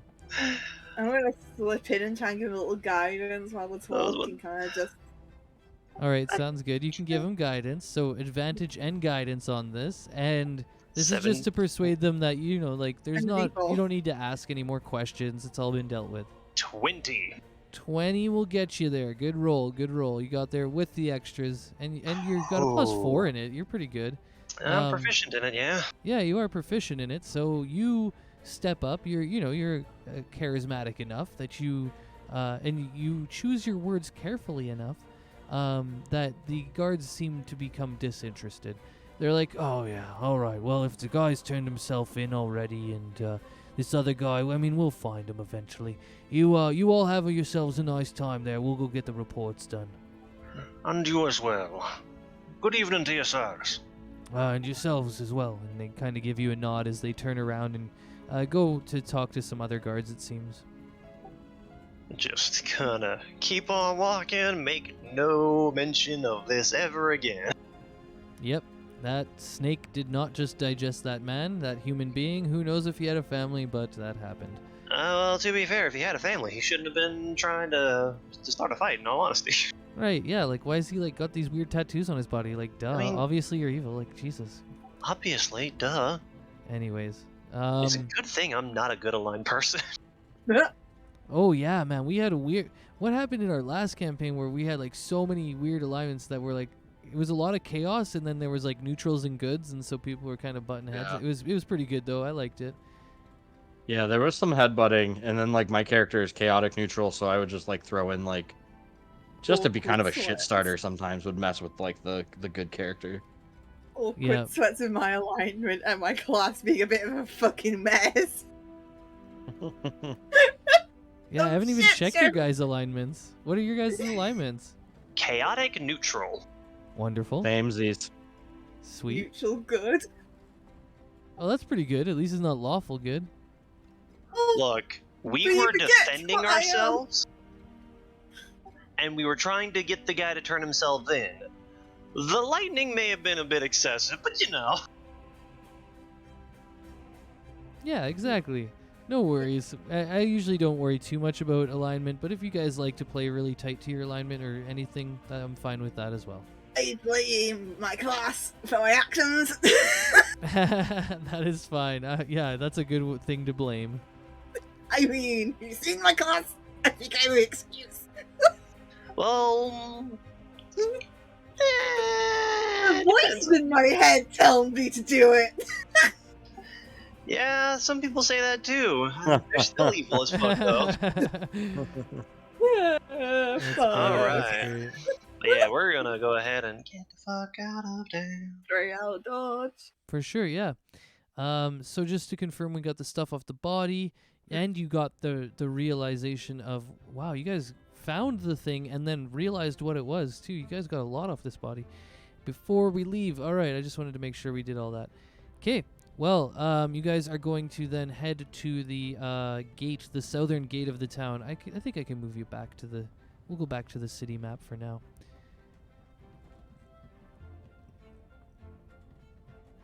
Oh, we didn't even do the D100 random events today. Well, that's what we should do right now then. We should get all of you to roll a D20. Normally this all would happen at the beginning of a session, but hey, session 1, back at it. Here we go. Oh no, D20 first. Oh, Oh D20, wait, you my already bad. won though? Did you win? No, I didn't roll my D20, my bad. Well, that's okay. It's okay, I went last. Rough. So, we will get Parson and Drya to roll me D100s. Very good. I probably They're so close together. Yeah, that's I really know, interesting. right? And I don't have like brackets, so they'll be different. But yeah, I probably got distracted earlier because we rolled 2 D100s to start like the framing, not the session. But yeah, this is a common thing. Like I do incorporate a lot of the random rolls into the campaign. So usually every day we start with a new random rolls. Where's my fucking tables? This is what happens when you organize things. You lose things. Anyways, I got it. All right. So just stand by for a couple minutes while I read about some things. And you guys can all roll me perception checks as you move. And we'll just get the roll from you, Edward. But if your passive is higher, I always take your passive. Ooh. How do you always apply guidance on your... Go I to can- the... Yeah, it's in the clog next to spells. Huh? And... no, is it? Yeah, and then you go to show global skill modifier field and then activate that. Show global skill modifier? Yep, and you can turn on all of those ones if you want, and that will get you all of your modifiers for saves, for attacks, all that kind of stuff, damage, I think, even. Yeah, damage. Okay, there we go. Been a while since I hit that settings button in that there, but yeah. I use it all the time because I know like half my characters end up with guidance by some miraculous means. Alright, Yeah, well, the active would be 16, passive 22. Okay. Now let's get back to the random shit. So that was kind of the morning that you guys had a battle in there. So this would be, I'd say, we're getting a little bit closer because you ate some breakfast and stuff to noon time now.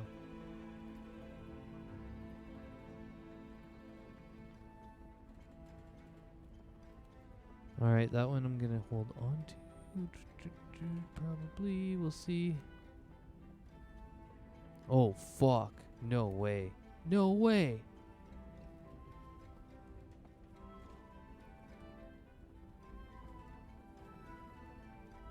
As you guys are leaving outside of the town, Parson, you clock, and Edward, because it would be good enough.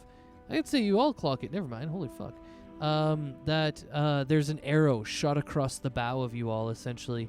And you are unable to exactly see where it comes from. However, the arrow that strikes on a shop sign just above you has a message wrapped around the shaft. And the message says, "You're being watched." What language is it written in? Let's roll some d20s.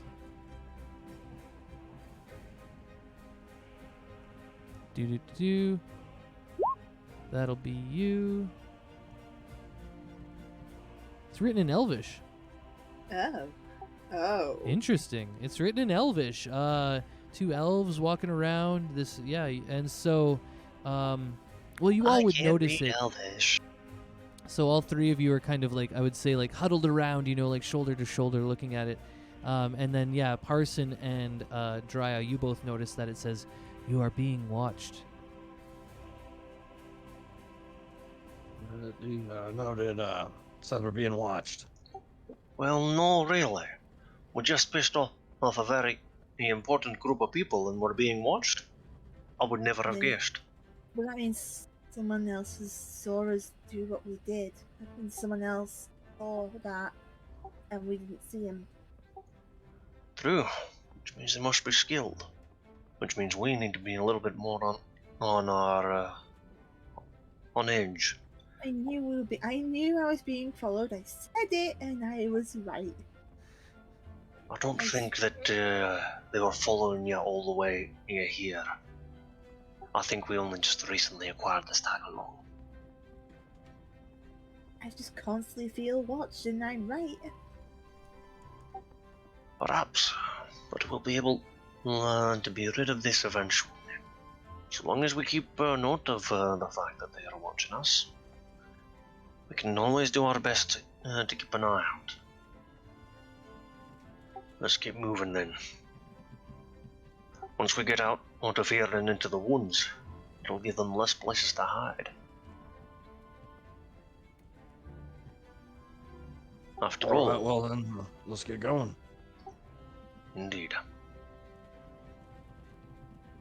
All right. I do feel some kind of sadness for them, though. The forest is not kind to those that are an enemy of mine.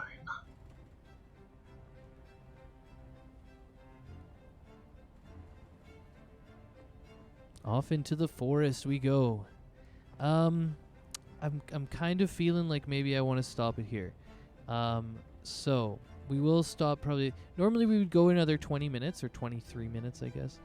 But because we're down a couple people, sometimes I end a little early when we are, and you know, as much as I want to keep pushing, there's stuff here. So I think what I'm gonna say is, as you three start to leave Torgby, you see that there are a couple people at the gate who you notice, and through your insight, Edward, you realize that these people are most likely coming towards to be part of the group to go find our friend Belle. So we'll end it there. I'll bring out their tokens next time and stuff, and we'll put them kind of like there so that you guys can kind of meet. And we'll say that they like pass a little check or whatever, that they know that you guys are looking for Belle as well. They kind of get a sense. Maybe I have something tied together with Hugo, our wizard.